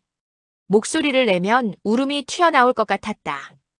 이 상황에서 울면 더 크게 들릴 것 같았다. 도윤은 서연의 손목을 놓지 않은 채 다시 걸었다. 이번엔 세탁소 뒤편으로 돌아 들어갔다. 세탁기 돌아가는 둔탁한 소리와 뜨거운 수증기 냄새가 골목을 덮고 있었다. 도윤은 그 소리 속으로 서연을 밀어넣듯 숨겼다. 마치 소리가 방패가 되는 걸 아는 사람처럼. 세탁소 뒷문 근처에 작은 철문이 하나 있었다. 도윤이 주머니에서 낡은 열쇠를 꺼내자 서연은 숨이 멎었다. 여기 열쇠가 왜 있어? 도윤은 대답하지 않았다. 철문이 끽 소리를 내며 열렸다. 안쪽은 계단이었다. 지하로 내려가는 습기 찬 계단. 도윤은 서연을 먼저 내려보내고 스스로도 뒤따라 내려갔다. 문을 닫는 순간 세탁기 소리가 갑자기 멀어지며 세상이 반쯤 꺼진 느낌이 들었다. 지하방은 작았다. 창문이 없고 전구 하나가 천장에 매달려 있었다. 바닥엔 낡은 매트가 깔려 있고 한쪽에 물과 통조림이 쌓여 있었다. 서연은 그걸 보는 순간 알았다. 이건 우연한 은신처가 아니었다. 준비된 곳이었다. 여기 서연이 입술을 떨며 말했다. 오빠가 아니, 너가 계속. 도윤은 서연을 똑바로 보지 못했다. 시선을 피한 채 구겨진 담요를 끌어다 문 쪽에 걸었다. 틈새로 새는 불빛을 가리려는 듯 했다. 이름. 도윤이 낮게 말했다. 여기선 말하지 마. 서연은 숨을 들이마셨다가 천천히 내쉬었다. 그리고 닉네임처럼 삼켰다. 알겠어. 도윤은 그제야 서연을 봤다. 눈빛이 잠깐 흔들렸다. 그 흔들림이 오빠의 흔들림과 같아서 서연은 심장이 찢어질 것 같았다. 도윤이 물을 병지에 서연에게 건넸다. 서연은 두 손으로 받아 한 모금 마셨다. 물이 목을 타고 내려가는데 그제야 숨이 조금씩 돌아왔다. 돌아온 숨이 동시에 감정도 끌어올렸다. 왜? 서연이 물었다. 목소리가 작았지만 단단했다. 왜 이렇게까지 17년을? 도윤은 바로 대답하지 않았다. 그는 잠깐 귀를 기울였다. 위층에서 세탁기 돌아가는 소리, 누군가 동전 넣는 소리, 문 여닫는 소리. 세상의 평범한 소리들. 그 평범함이 오히려 도윤의 얼굴을 더 비현실적으로 만들었다. 서연. 도윤이 결국 말했다. 이름을 부른 건 실수처럼 혹은 더 이상 숨길 수 없는 본능처럼. 그는 곧바로 입술을 깨물었다. 너 미쳤어. 왜 왔어? 서연은 그 한 문장에 눈물이 핑 돌았다. 왜 왔어라는 말이 원망이 아니라 두려움이라는 걸 알아서. 난 오빠가 죽었다고 살았어. 서연이 말했다. 근데 살아있잖아. 도윤은 손으로 이마를 문질렀다. 손바닥이 떨렸다. 그는 숨을 들이마셨다가 아주 짧게 뱉었다. 살아있는 게 다 좋은 게 아니야. 서연은 그 말을 듣는 순간 2007년 겨울이 떠올랐다. 오빠가 사라진 그날부터 가족이 어떻게 변했는지. 웃음이 줄고 말이 줄고 집이 조용해진 것. 살아있는데도 어딘가가 계속 죽어가던 시간들. 그럼 서연이 입술을 깨물었다. 누가 오빠를 이렇게 만든 거야? 도윤의 눈이 잠깐 날카로워졌다. 그건 분노가 아니라 벽이었다. 말하면 무너지는 벽. 그때 지하방 문이 3번 두드려졌다. 톡톡톡. 서연이 소스라치게 몸을 굳히자 도윤은 손바닥을 들어 조용히 하라는 신호를 했다. 도윤은 소리 없이 문 쪽으로 다가가 담요를 아주 조금 걷고 밖을 확인했다. 그리고 문을 열었다. 민태호가 들어왔다. 숨을 가쁘게 몰아쉬며 눈이 먼저 방 안을 훑었다. 태호는 서연을 보자마자 아주 짧게 고개를 끄덕였고 도윤을 보자마자 표정이 굳었다. 처음 보는 사람이 아니라 확인해야 하는 사람을 보는 눈이었다. 따라붙었어요. 태호가 낮게 묻자 도윤은 고개를 저었다. 잠깐. 도윤이 말했다. 놓쳤어. 태호는 짧게 웃었다. 웃음이라기보다는 그럴 줄 알았다는 숨소리. 놓친 게 아니라 태호가 말했다. 당분간 숨을 거예요. 우린 도망친 걸 확인했으니까. 서연은 태호의 말을 이해했다. 이건 끝이 아니라 체크였다. 우리가 여기까지 왔는지 겁먹고 돌아가는지 확인하는 단계. 태호는 가방을 내려놓고 노트북을 꺼내려다 멈췄다. 그리고 대신 서연을 똑바로 보며 말했다. 강서연 씨, 아까 그 숫자 패턴. 여기서 끝이 아니에요. 서연은 주머니에서 구겨진 종이를 꺼내 펼쳤다. 숫자들 사이에 점과 선, 괄호. 반복되는 8-2. 태호는 손가락으로 한 줄을 짚었다. 이 조합, 은행 보관함에서 쓰는 방식이랑 비슷해요. 지점 번호 마이너스 칸 번호. 서연이 숨을 삼켰다. 그럼 금고? 태호는 고개를 끄덕였다. 근데 마지막 키는 없어요. 마지막 키는 본인이 가지고 있거나 이미 다른 곳에 숨겼거나. 서연은 도윤을 봤다. 도윤의 얼굴이 굳어 있었다. 맞다는 얼굴이었다. 그리고 말하면 위험하다는 얼굴. 있어. 도윤이 결국 말했다. 목소리가 너무 낮아서 방 안의 세탁기 소리에도 묻힐 정도였다. 근데 지금 열면 안 돼. 왜? 서연이 다급하게 물었다. 도윤은 잠깐 눈을 감았다. 그리고 입술을 억지로 열었다. 열면 시작돼. 그는 서연을 똑바로 보며 말했다. 진짜로. 서연은 그 말이 무서웠다. 하지만 동시에 이상하게도 그 말이 필요했다. 시작이 있어야 끝도 있다. 17년 동안은 시작도 끝도 없었다. 그냥 사라진 뿐이었다. 태호는 도윤에게 한 발 다가갔다. 목소리가 날카롭지 않게 하지만 단호하게. 강도윤 씨. 태호가 그 이름을 입에 올리는 순간 도윤의 어깨가 움찔했다. 서연도 숨을 멈췄다. 도윤이 이름에 얼마나 예민한지 방금 전부터 서연은 몸으로 느끼고 있었다. 태호는 바로 말을 이었다. 이름을 던지고 즉시 다리를 놓듯. 당신이 원해서 숨은 거 아니란 건 알아요. 하지만 이제는 당신이 말하지 않으면 당신 동생이 죽어요. 도윤의 눈빛이 흔들렸다. 그 흔들림이 분노로 바뀌진 않았다. 대신 오래 눌러둔 절망이 조금씩 올라오는 얼굴이었다. 난 도윤이 한참 만에 말했다. 난 가족 살리려고 사라졌어. 서연의 가슴이 찢어졌다.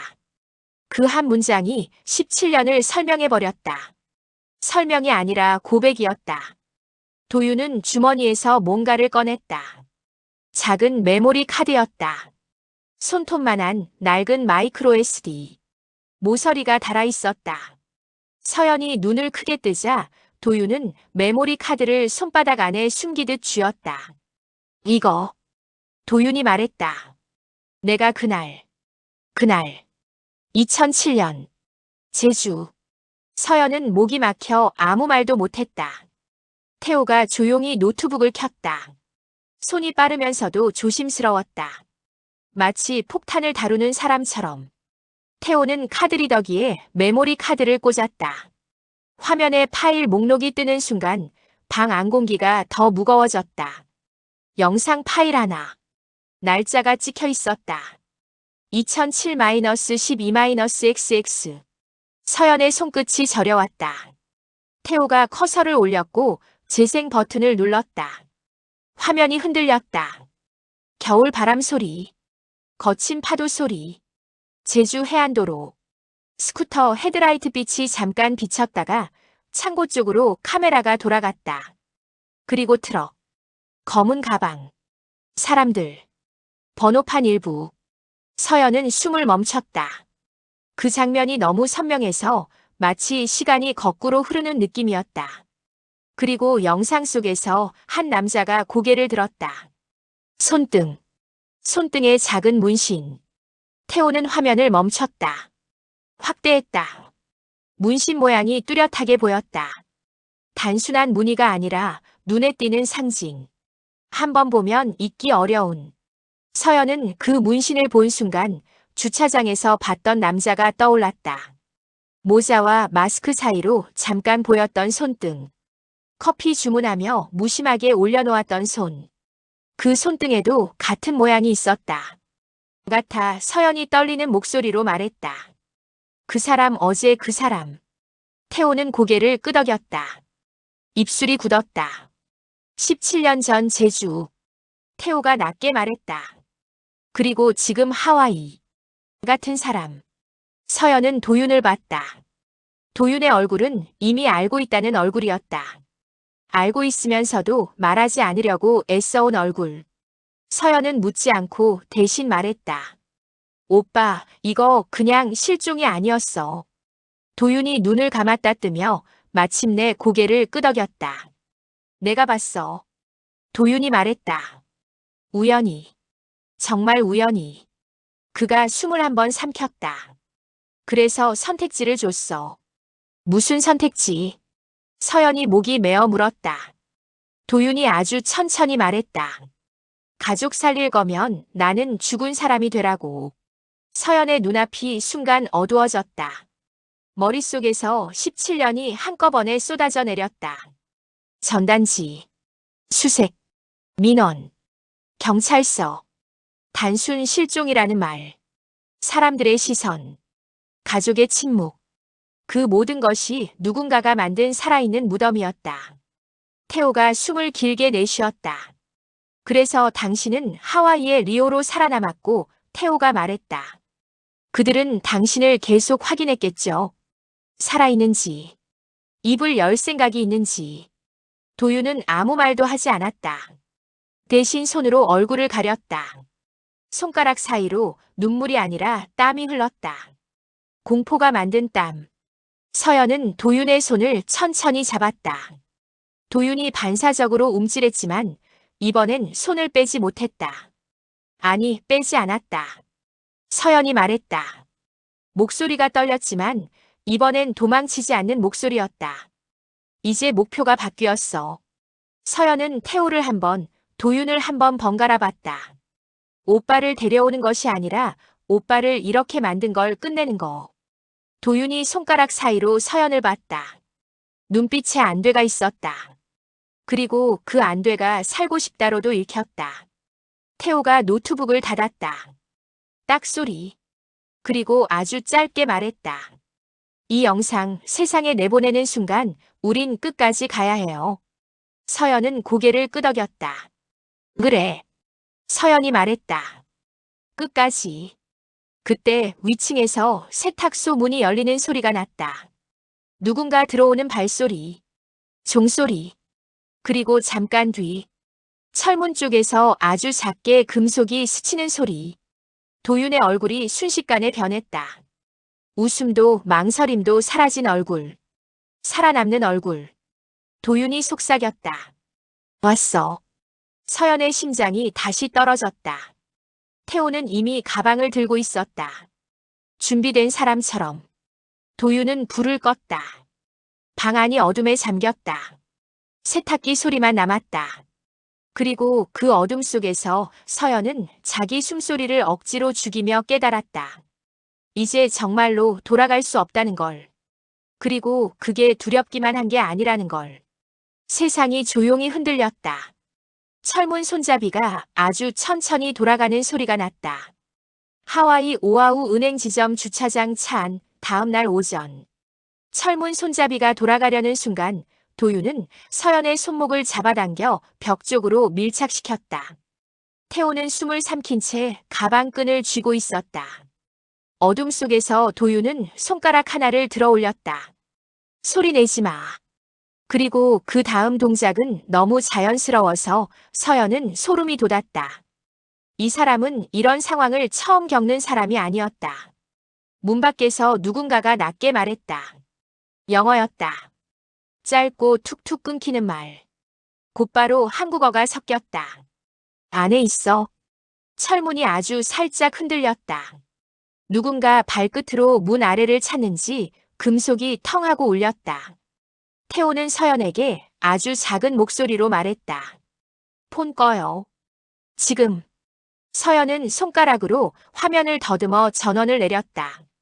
그 작은 불빛조차 무서웠다. 도윤은 이미 몸을 낮춰 바닥 모서리로 이동해 있었다. 그가 손을 뻗어 매트 한 귀퉁이를 들춰냈다. 아래엔 얇은 합판이 있었고 합판 아래로 좁은 공간이 보였다. 사람 한 명 들어갈 수 있는 정도가 아니라 겨우 숨을 수 있는 정도. 도윤이 속삭였다. 여기. 뭐야 이런 게 왜 서연이 말하려는 순간 도윤의 눈빛이 날카롭게 꽂혔다. 나중에. 서연은 입술을 깨물고 먼저 몸을 구겨 넣었다. 곧 태호가 따라 들어왔고 도윤은 마지막으로 합판을 덮기 직전 서연의 눈을 한 번 봤다. 그 눈빛은 설명이 아니었다. 부탁도 아니었다. 살아. 그 한 글자였다. 합판이 덮이고 어둠이 완전해졌다. 그 위에서 철문이 쾅 하고 열렸다. 발소리가 방 안으로 들어왔다. 둘, 셋. 서연은 숨을 멈췄다. 심장이 너무 크게 뛰어서 이 소리가 밖으로 새어나갈 것 같았다. 태호가 서연의 손등을 아주 살짝 눌렀다. 괜찮아, 괜찮아 라는 신호처럼. 꺼. 남자 목소리가 가까이서 들렸다. 누군가 전구 스위치를 찾는 듯 벽을 더듬었다. 딸깍 소리, 불이 켜졌다. 합판 사이로 새어들어오는 빛이 얇게 줄처럼 흘렀다. 여기 있었던 것 같은데. 낮은 한국어. 서연의 목이 얼어붙었다. 누군가가 냉장고처럼 생긴 박스를 발로 찼다. 캔들이 굴러가는 소리. 물병이 쓰러지는 소리. 그 소리들이 서연의 신경을 하나씩 뜯어갔다. 카드 찾았어. 없어. 다 뒤져. 서연은 그들이 카드를 말하는 순간 본능적으로 주머니를 만지고 싶어졌다. 하지만 손가락 하나도 움직이지 못했다. 움직이면 끝이라는 걸 몸이 먼저 알았다. 그리고 그때 아주 가까운 곳에서 도윤의 목소리가 들렸다. 방 안이 아니라 문 밖, 위층 쪽에서. 뭐하냐? 발소리가 멈췄다. 순간 정적. 서연은 심장이 멎는 줄 알았다. 도윤이 밖에 있다고? 이어지는 소리는 더 끔찍했다. 누군가가 빠르게 계단을 올라가는 소리, 그리고 위층에서 들려오는 몸싸움 소리. 세탁기 소리에 묻히지 않을 만큼 거친 충돌. 퍽하는 둔탁한 소리. 누군가 욕설을 내뱉는 소리. 태호가 서연의 귀에 입을 바짝 대고 속삭였다. 지금 도윤 씨가 미끼예요. 서연은 눈을 크게 떴다. 태호는 아주 짧게 고개를 끄덕였다. 우릴 빼내려고. 서연은 소리 없는 울음이 올라오는 걸 억지로 삼켰다. 오빠가 또 혼자서. 하지만 다음 순간 태호가 손가락으로 바닥을 톡톡 쳤다. 합판 아래 공간의 끝, 아주 작은 틈. 그 틈 너머로 바깥 공기가 느껴졌다. 여기로 빠져요. 태호가 숨으로 말했다. 지금 아니면 못 나가. 서연은 이를 악물었다. 손바닥이 젖었다. 태호는 먼저 몸을 밀어 넣었고 서연은 그 뒤를 따라갔다. 틈은 좁았지만 바닥 아래로 이어진 배수로 같은 통로가 있었다. 냄새가 지독했다. 그래도 숨은 쉬어졌다. 통로 끝에서 태호가 작은 철망을 밀어 올렸다. 바깥은 세탁소 뒤편 쓰레기장, 어둡고 축축한 공간이었다. 두 사람은 숨을 죽인 채 쓰레기통 사이로 몸을 낮추고 골목으로 빠져나왔다.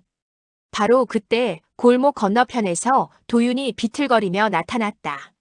셔츠가 찢겨 있었고 입술 한쪽이 터져 피가 흘렀다. 그런데도 그는 서연을 보자마자 숨을 내뱉으며 말했다. 여기 있으면 죽어. 그 말이 너무 익숙해서 서연은 더 아팠다. 태호가 도윤의 팔을 잡아 끌었다. 자, 지금. 세 사람은 뛰었다. 이번엔 뛰지 말라는 말이 없었다. 이미 눈에 띄든 말든이 아니라 지금 살아야 하는 구간이었다. 차에 올라타자마자 태호는 시동을 걸지 않았다. 대신 한 번, 두 번, 세 번 거울로 뒤를 확인했다. 도윤은 조수석에서 숨을 몰아쉬며 손으로 턱을 누르고 있었다. 서연은 뒷좌석에서 그 모습을 보며 손이 떨렸다. 왜? 서연이 겨우 말을 꺼냈다. 왜 또 혼자? 도윤이 고개를 들었다. 눈빛이 날카롭고 지쳐 있었다. 혼자 아니면 너희가 다 걸려. 그가 말끝을 씹듯이 덧붙였다. 난 이미 걸린 사람이고. 서연은 순간 목이 막혔다. 그 말이 자기가 17년 동안 들었어야 했던 고백 같아서. 태호가 시동을 걸며 끼어들었다. 감정 나중에. 지금은 일정. 차가 골목을 빠져나가 큰 길로 올라서자 햇빛이 차 안으로 확 쏟아졌다.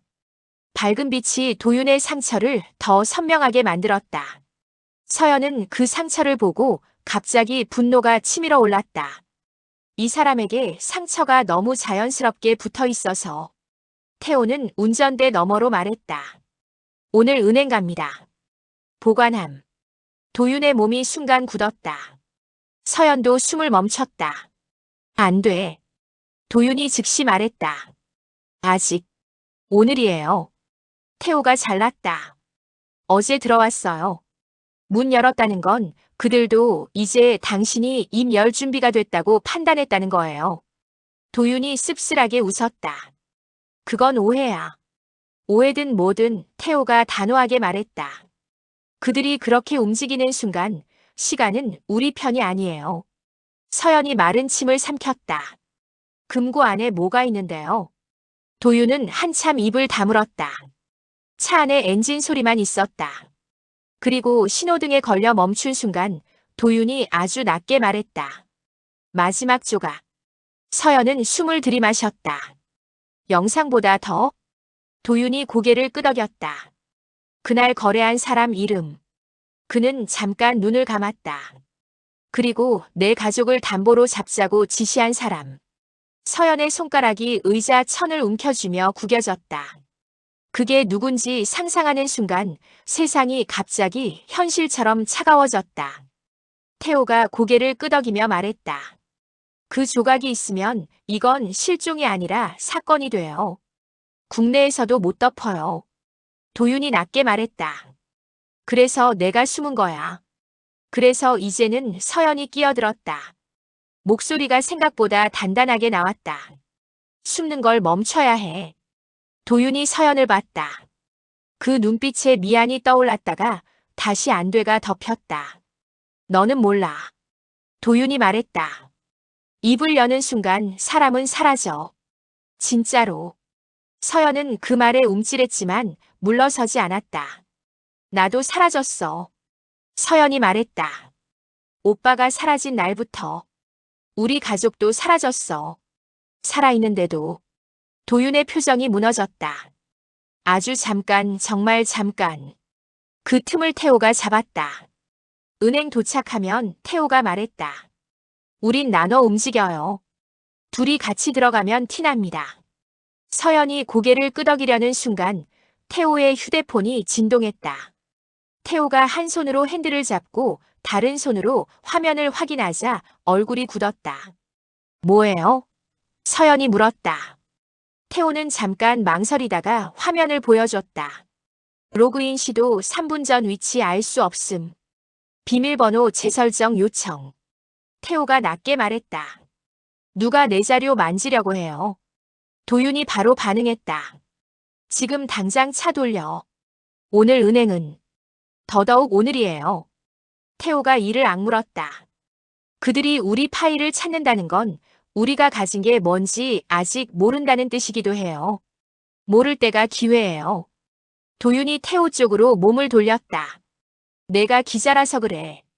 터뜨리면 끝이라고 생각하지. 안 끝나. 당신은 17년 동안 안 끝나만 믿고 살았잖아요.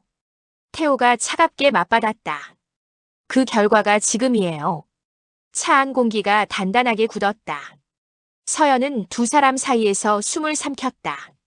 누구 말이 맞는지 알 것 같으면서도 둘 다 맞는 말이라 더 무서웠다. 도윤이 입술을 깨물었다. 그리고 아주 낮게 말했다. 금고 열면 내 얼굴이 다시 올라가. 그럼 그들은 한국에 있는 사람부터 움직여. 서연은 그 말에 심장이 쿵 하고 떨어졌다. 엄마. 도윤은 대답 대신 고개를 끄덕였다. 그 고개가 맞아였다. 태호가 한숨처럼 말했다. 그래서 분산. 그는 신호등에서 멈춘 채 서연을 거울로 봤다. 강서연 씨, 한국에 연락할 사람 있어요? 믿을 만한 변호사든 기자든. 서연은 머릿속이 하얘졌다. 믿을 만한 사람. 17년 동안 도와준 사람은 많았지만 끝까지 믿을 만한 사람은 없었다. 그 생각이 너무 슬퍼서 서연은 입술을 깨물었다. 그때 도윤이 갑자기 말했다. 있어. 서연이 고개를 돌렸다. 도윤의 눈빛이 흔들리면서도 결심 같은 게 있었다. 제주에서 내 사건 담당하던 형사. 도윤이 씁쓸하게 웃었다. 그 사람도 다 믿을 수는 없지만 적어도 나를 완전히 죽이지는 않았어. 태호가 조용히 고개를 끄덕였다. 그럼 지금부터 플랜 다시 짭니다. 차가 은행 근처로 다가가자 유리 건물과 주차장이 보였다. 햇빛이 반사되어 눈이 부셨다.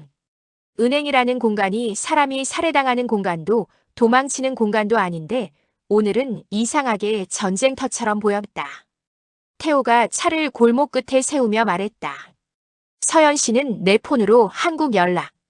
도윤 씨는 모자, 마스크. 들어갈 때 고개 숙여요. 나는 반대 출입구에서 감시. 도윤이 단호하게 말했다. 서연은 밖에 있어. 서연이 즉시 반발했다. 싫어. 막. 도윤이 더 낮고 날카롭게 말했다. 너까지 들어가면 표적이 2개야. 서연은 심장이 뛰었지만 이번엔 물러서지 않았다. 그럼 오빠가 또 혼자 사라져. 나 그거 못 봐. 도윤이 입을 열려는 순간 태호가 끼어들었다. 둘 다. 태호가 짧게 말했다. 감정은 끝나고 싸워요. 지금은 살아남는 게 목표. 도윤이 이를 악물었다. 그리고 마침내 아주 작게 고개를 끄덕였다. 딱 5분. 그가 서연을 보며 덧붙였다. 내가 나오면 바로 움직여. 서연은 그 말을 듣는 순간 더 무서워졌다. 내가 나오면이라는 조건 자체가 나오지 못할 가능성을 포함하고 있었으니까. 세 사람은 차에서 내렸다. 햇빛이 너무 밝았다. 사람들은 평범하게 걸었다. 커피를 들고 휴대폰을 보고 은행으로 들어가고 그 평범함 속에서 서연은 갑자기 자신이 투명해진 느낌을 받았다. 아무도 모른다. 이곳에서 누군가의 인생이 다시 사라질 수도 있다는 걸. 도윤이 모자를 깊게 눌러쓰고 마스크를 올렸다. 그리고 마지막으로 서연을 봤다. 눈빛이 말했다. 지금부터는 내가 아니라 우리가 움직여야 해. 서연은 그 눈빛을 놓치지 않으려고 고개를 끄덕였다. 도윤이 은행 문 쪽으로 걸어갔다. 발걸음이 빠르지 않았다. 너무 빠르면 눈에 띄니까. 서연은 그 뒷모습을 바라보다가 태호가 준 휴대폰을 꽉 쥐었다. 그 순간 태호의 노트북 알림이 다시 울렸다. 짧은 진동. 태호가 화면을 보더니 얼굴이 더 굳었다. 뭐야 태호가 중얼거렸다. 서연이 묻기 전에 태호가 화면을 서연에게 보여줬다. 파일 접근 감지. 폴더 2007-제주 재생시도. 서연의 등골이 얼어붙었다. 누군가가 지금 그 영상에 접근하고 있었다. 태호가 이를 악물었다. 은행 아니든 밖이든. 그가 낮게 말했다. 우릴 이미 보고 있어요. 서연은 은행 문으로 들어가는 도윤의 뒷모습을 보며 심장 속으로 한 문장을 반복했다. 제발 이번엔 나와. 그리고 그때 은행 건물 반대편 주차장 끝에서 모자 쓴 누군가가 아주 천천히 고개를 들어 서연 쪽을 바라봤다. 하와이 오아후 작은 스튜디오 골목 생중계 밤. 스튜디오라고 부르기에도 민망한 공간이었다. 창고를 개조한 듯한 방 한 칸, 흰 벽에 붙인 흡음재가 여기저기 들떠 있었고 천장엔 케이블이 거미줄처럼 얽혀 있었다. 하지만 태호는 그걸 딱 좋아요라고 했다. 큰 방송국은 눈에 띄고 작은 공간은 지워진다. 그 말이 농담이 아니라는 걸 서연은 이제 안다. 도윤은 의자에 앉아 있었다. 모자를 벗고 마스크를 내렸는데도 얼굴이 아직 밖에 있을 준비가 안 된 사람처럼 굳어 있었다. 입술 한쪽의 상처는 아침보다 더 벌어졌고 턱 아래엔 멍이 번져 있었다. 서연은 그 멍을 보면서도 말을 못했다.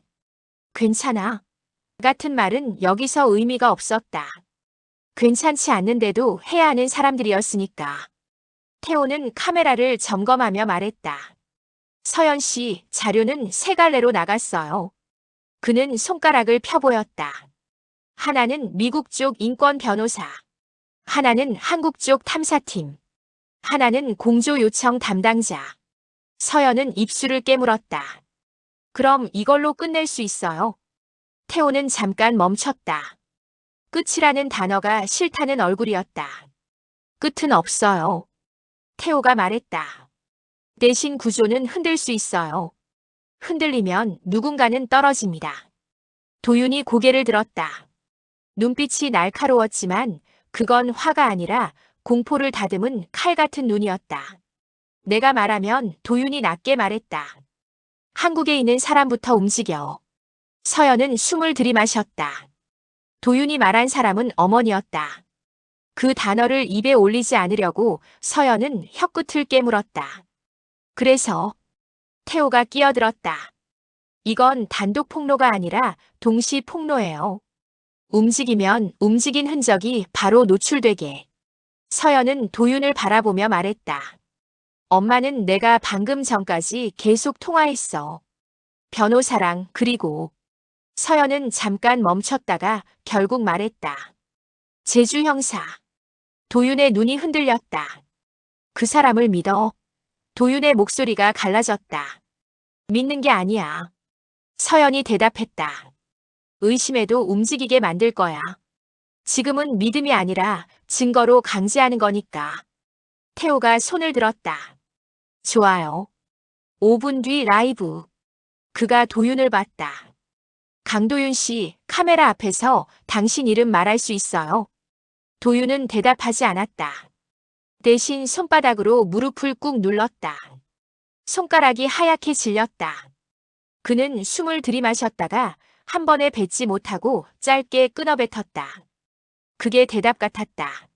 서연이 도윤 옆으로 다가가 아주 조용히 말했다. 오빠. 서연은 곧바로 고쳐 말했다. 도윤. 도윤이 고개를 돌려 서연을 봤다. 눈동자에 그렇게 부르지 마가 잠깐 떠올랐다가 이내 그래도 괜찮다로 바뀌었다. 아주 짧게.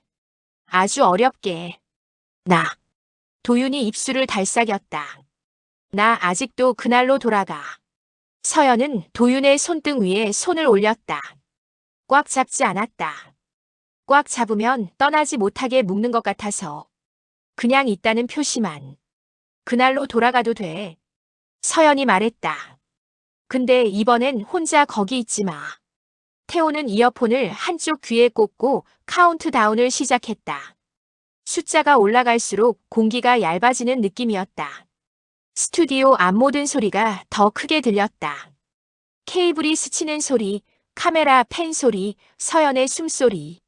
3, 2, 1. 태호가 손가락을 튕겼다. 라이브. 작은 빨간 불이 켜졌다. 그 빨간 점 하나가 17년을 건너뛰어 지금을 현실로 만들었다. 태호는 먼저 화면에 들어와 짧게 말했다. 지금부터 우리는 한 실종 사건의 진실을 공개합니다. 본 방송은 동시에 여러 채널로 송출 중이며 서연은 그 말을 들으며도 도윤만 봤다.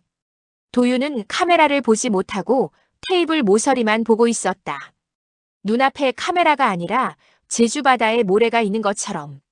태호가 고개를 끄덕이며 도윤에게 신호했다. 도윤이 입을 열었다. 2007년. 첫 단어가 떨어지는 순간 도윤의 목이 잠깐 막혔다. 그는 숨을 크게 들이마시고 억지로 이어갔다. 제주에서 나는 사라졌습니다. 서연의 눈에 눈물이 맺혔다. 그런데 울 수 없었다. 울면 흔들릴 것 같아서. 도윤은 손가락을 꾹 쥐었다. 나는 죽지 않았습니다. 그가 드디어 카메라를 봤다. 눈빛이 떨리면서도 어딘가 결심 같은 게 붙어 있었다. 나는 살아있는 실종자가 되었습니다. 태호는 바로 화면에 자료 일부를 띄웠다. 2007년 영상의 일부 캡처, 번호판 일부, 손등 문신. 그리고 하와이에서 서연을 미행하던 남자의 손등 사진. 두 이미지를 나란히. 도윤이 말을 이었다. 그날 나는 우연히 거래를 봤습니다. 사람과 돈이 섞인 거래를. 그가 한 단어를 삼켰다. 그들은 내 가족을 담보로. 그때였다. 스튜디오 안 조명이 툭 하고 꺼졌다. 순간 화면이 까맣게 변했다. 서연은 심장이 멎는 줄 알았다. 태호가 욕을 삼키듯 중얼거렸다. 전원. 그리고 바로 다음 순간 태호가 미리 준비해둔 휴대용 송출 장비를 탁자 아래에서 꺼내 연결했다. 손이 너무 빠르고 익숙해서 서연은 소름이 돋았다. 이 사람은 이미 여러 번 이런 일을 겪었다는 뜻이었다. 살아있어요. 태호가 낮게 말했다.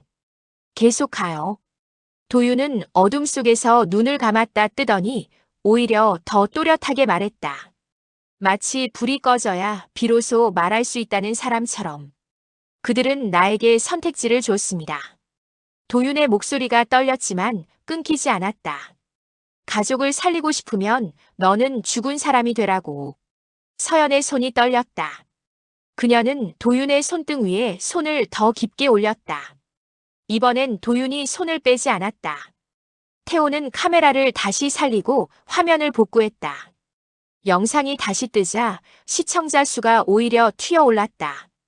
끊길수록 사람들이 몰린다. 인간은 위험을 본능적으로 구경한다. 도윤이 마침내 말했다. 내 이름은. 그 순간 휴대폰 진동이 태호의 주머니에서 미친 듯이 울렸다.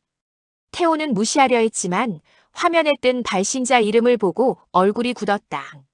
한국 수사팀. 서연도 그 이름을 봤다. 서연이 아까 제주 형사를 통해 연결한 라인이었다. 태호는 눈빛으로 물었다. 받아. 서연은 고개를 끄덕였다. 받아야 한다. 지금 이 타이밍에 전화가 오는 건 우연이 아니다. 태호가 스피커폰을 켰다. 지금 라이브 중입니다. 태호가 말했다. 당신들도 보고 있겠죠. 스피커폰 너머로 익숙한 한국어가 흘러나왔다. 낮고 너무 침착한 목소리. 강서연 씨. 그 목소리는 걱정처럼 들리는 톤을 흉내내고 있었다. 지금 당장 중단하셔야 합니다. 서연의 등골이 얼어붙었다. 왜요? 서연이 물었다. 이제 와서? 당신 가족 안전을 위해서입니다. 상대는 너무 친절했다. 친절이 칼날처럼 들렸다. 특히 어머니. 도윤의 얼굴이 순식간에 새하얘졌다. 서연은 숨을 삼키며 말했다. 당신 누구 편이에요? 잠깐의 정적. 그리고 상대가 아주 조용히 웃었다. 웃음소리로만 들리는 정답이었다.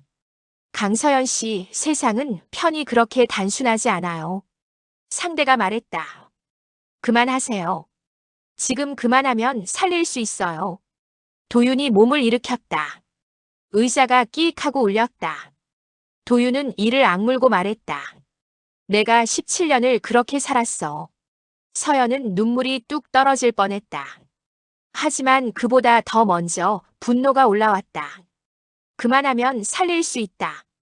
서연이 낮게 되물었다.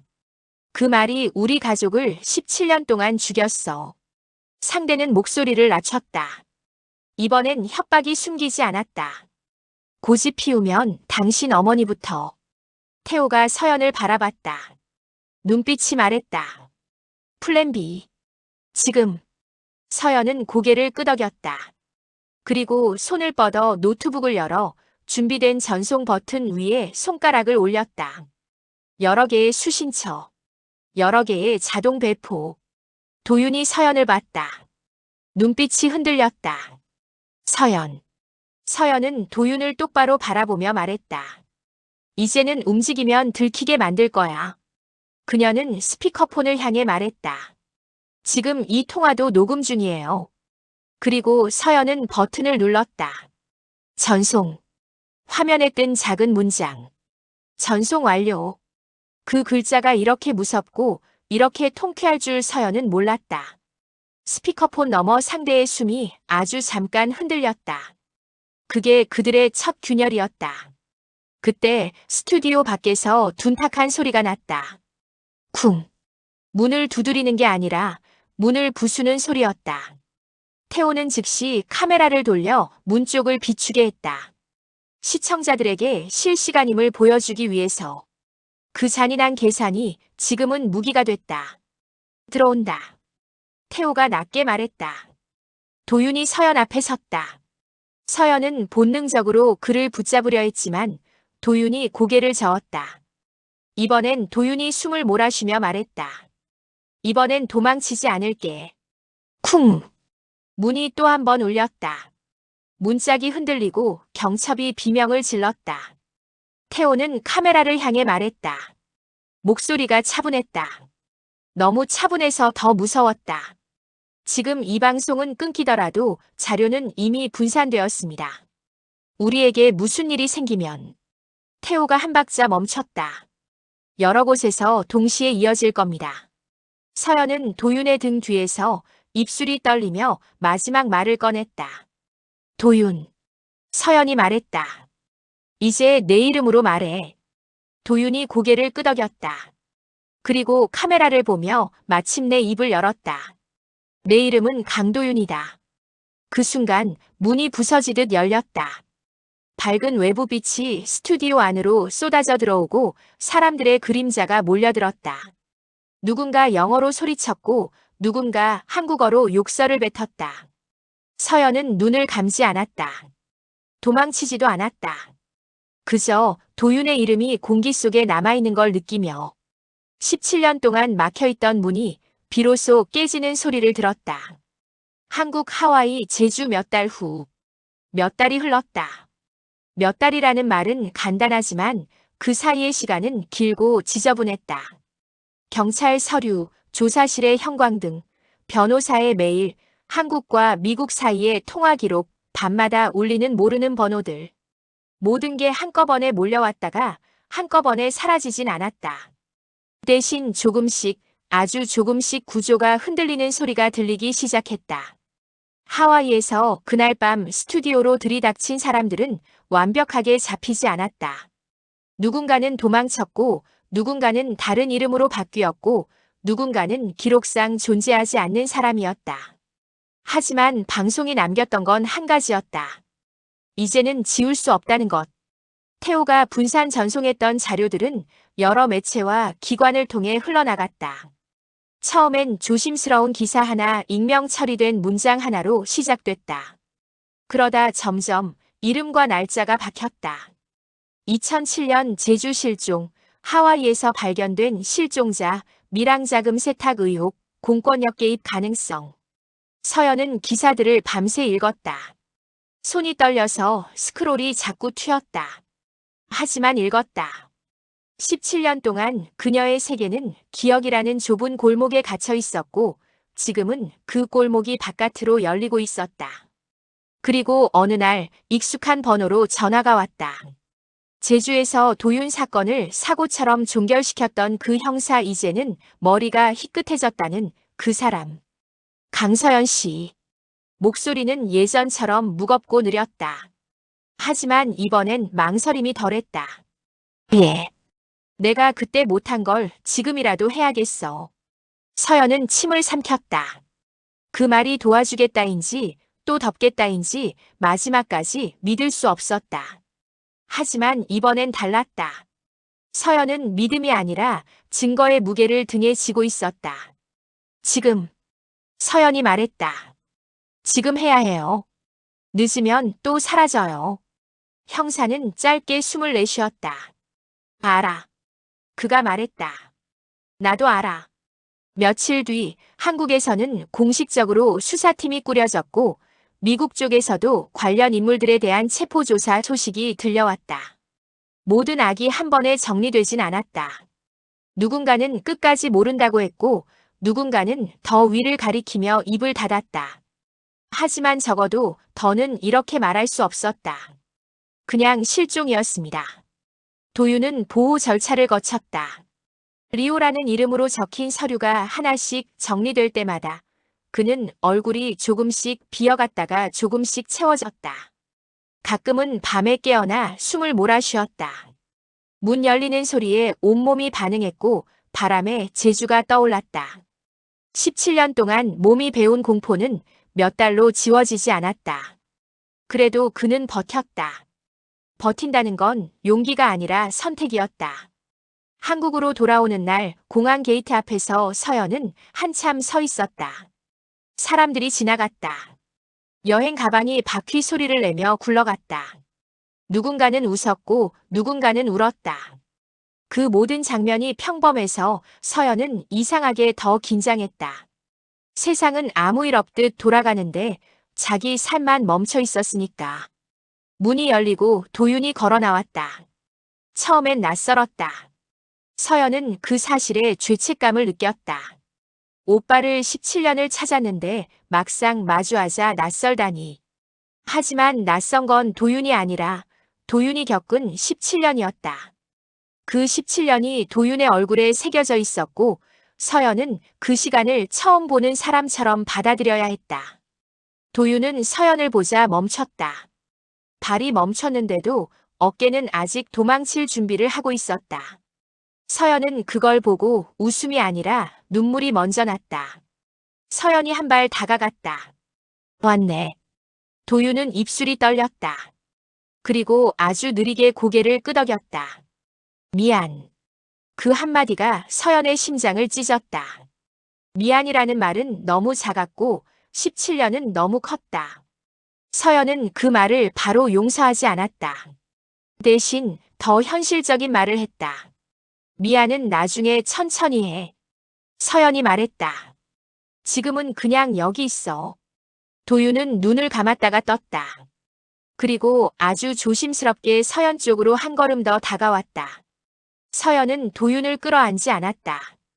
끌어안으면 무너질 것 같아서. 대신 도윤의 팔을 잡았다. 팔꿈치 아래 상처가 있던 자리. 그리고 그 작은 화상 흉터. 이거. 서연이 말했다. 표식. 도윤이 낮게 대답했다. 서연은 그 말에 고개를 끄덕였다. 그래, 이걸로 확인하면 된다. 너는 너다. 내가 찾던 너다. 그리고 내가 몰랐던 너이기도 하다. 그날 저녁 서연과 도윤은 어머니 집으로 갔다. 현관 앞에서 도윤은 멈췄다. 손이 문 손잡이에 닿지 못하고 공중에서 떨렸다. 문 하나가 17년을 버티게 했던 사람을 다시 무너뜨릴 수도 있다는 걸 그는 알았다. 서연은 문을 열기 전에 도윤을 봤다. 들어가자. 서연의 목소리는 부드러웠지만 단단했다. 이번엔 안 숨겨. 문이 열렸다. 어머니는 처음엔 멈춰 섰다. 눈이 커지고 입이 벌어지고 숨이 멈추는 얼굴. 서연은 어머니의 몸이 흔들리는 걸 보고 반사적으로 다가가 부축했다. 도윤은 거기서 무너졌다. 그는 무릎을 꿇었다. 단번에 꿇었다. 말이 나오지 않았다. 대신 숨이 한 번 크게 새어나왔다. 오열이라고 부르기엔 거칠고 울음이라고 부르기엔 깊었다. 살아있기 때문에 쌓인 것들이 터지는 소리였다. 엄마. 어머니는 한동안 움직이지 못했다. 그러다가 아주 천천히 손을 뻗었다. 도윤의 수염이 난 뺨을 만졌다. 손이 떨렸다. 어머니는 도윤의 얼굴을 만지면서도 믿지 못하는 사람처럼 고개를 젓다가 결국 한마디를 내뱉었다. 살아있었구나. 그 말이 방 안을 채웠다. 살아있었다. 그 한 문장이 17년 동안 가족을 묶어둔 매듭을 조금 풀어냈다. 며칠 후 서연은 도윤을 데리고 제주로 갔다. 모든 걸 끝내기 위해서가 아니라 시작을 제대로 닫기 위해서였다. 해안도로는 여전히 바람이 셌다. 겨울 바다는 여전히 검었다. 하지만 2007년의 검음과 2024년의 검음은 달랐다.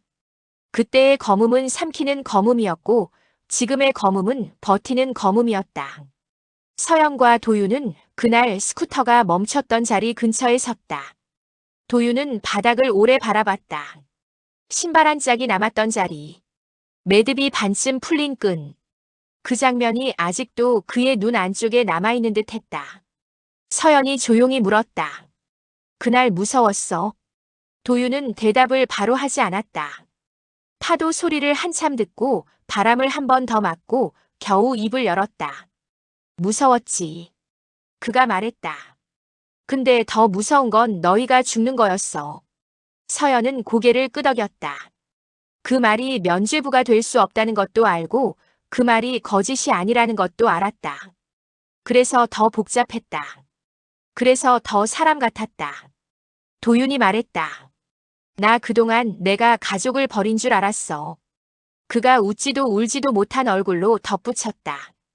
근데 사실은 지키려고 버티다가 길을 잃은 거였더라. 서연은 그 말을 듣고 처음으로 아주 작게 웃었다. 웃음은 기쁨이 아니라 긴장이 풀릴 때 나오는 숨 같았다. 이제 길 잃지 마. 서연이 말했다. 길 잃으면 내가 잡아. 도윤은 서연을 봤다. 그리고 아주 천천히 고개를 끄덕였다. 응. 그가 말했다. 이번엔 내 이름으로 살게. 서연은 바다를 바라봤다. 파도가 부서지고 바람이 얼굴을 때렸다. 그런데 이번엔 그 바람이 칼처럼 아프지 않았다. 아프긴 했지만 살아있다는 아픔이었다. 멀리서 관광객 한 무리가 지나갔다. 웃음소리, 카메라 셔터 소리. 세상은 여전히 평범했다. 하지만 서연에게 그 평범함은 처음으로 되찾은 것처럼 느껴졌다. 그날 밤 서연은 제주 숙소에서 태호에게 메시지를 보냈다. 우린 돌아왔어요. 아직 끝난 건 아니지만 이제 시작은 끝냈어요. 태호는 한참 뒤 답장을 보냈다. 끝내려 하지 말고 계속 살아남아요. 그게 이기는 겁니다. 서연은 그 문장을 읽고 휴대폰을 내려놓았다. 그리고 도윤이 잠든 방문 앞에 잠깐 서 있었다. 숨소리를 들었다. 살아있는 숨소리. 서연은 조용히, 아주 조용히 중얼거렸다. 이번엔 사라지지 마. 문 밖 바람 소리가 대답처럼 지나갔다.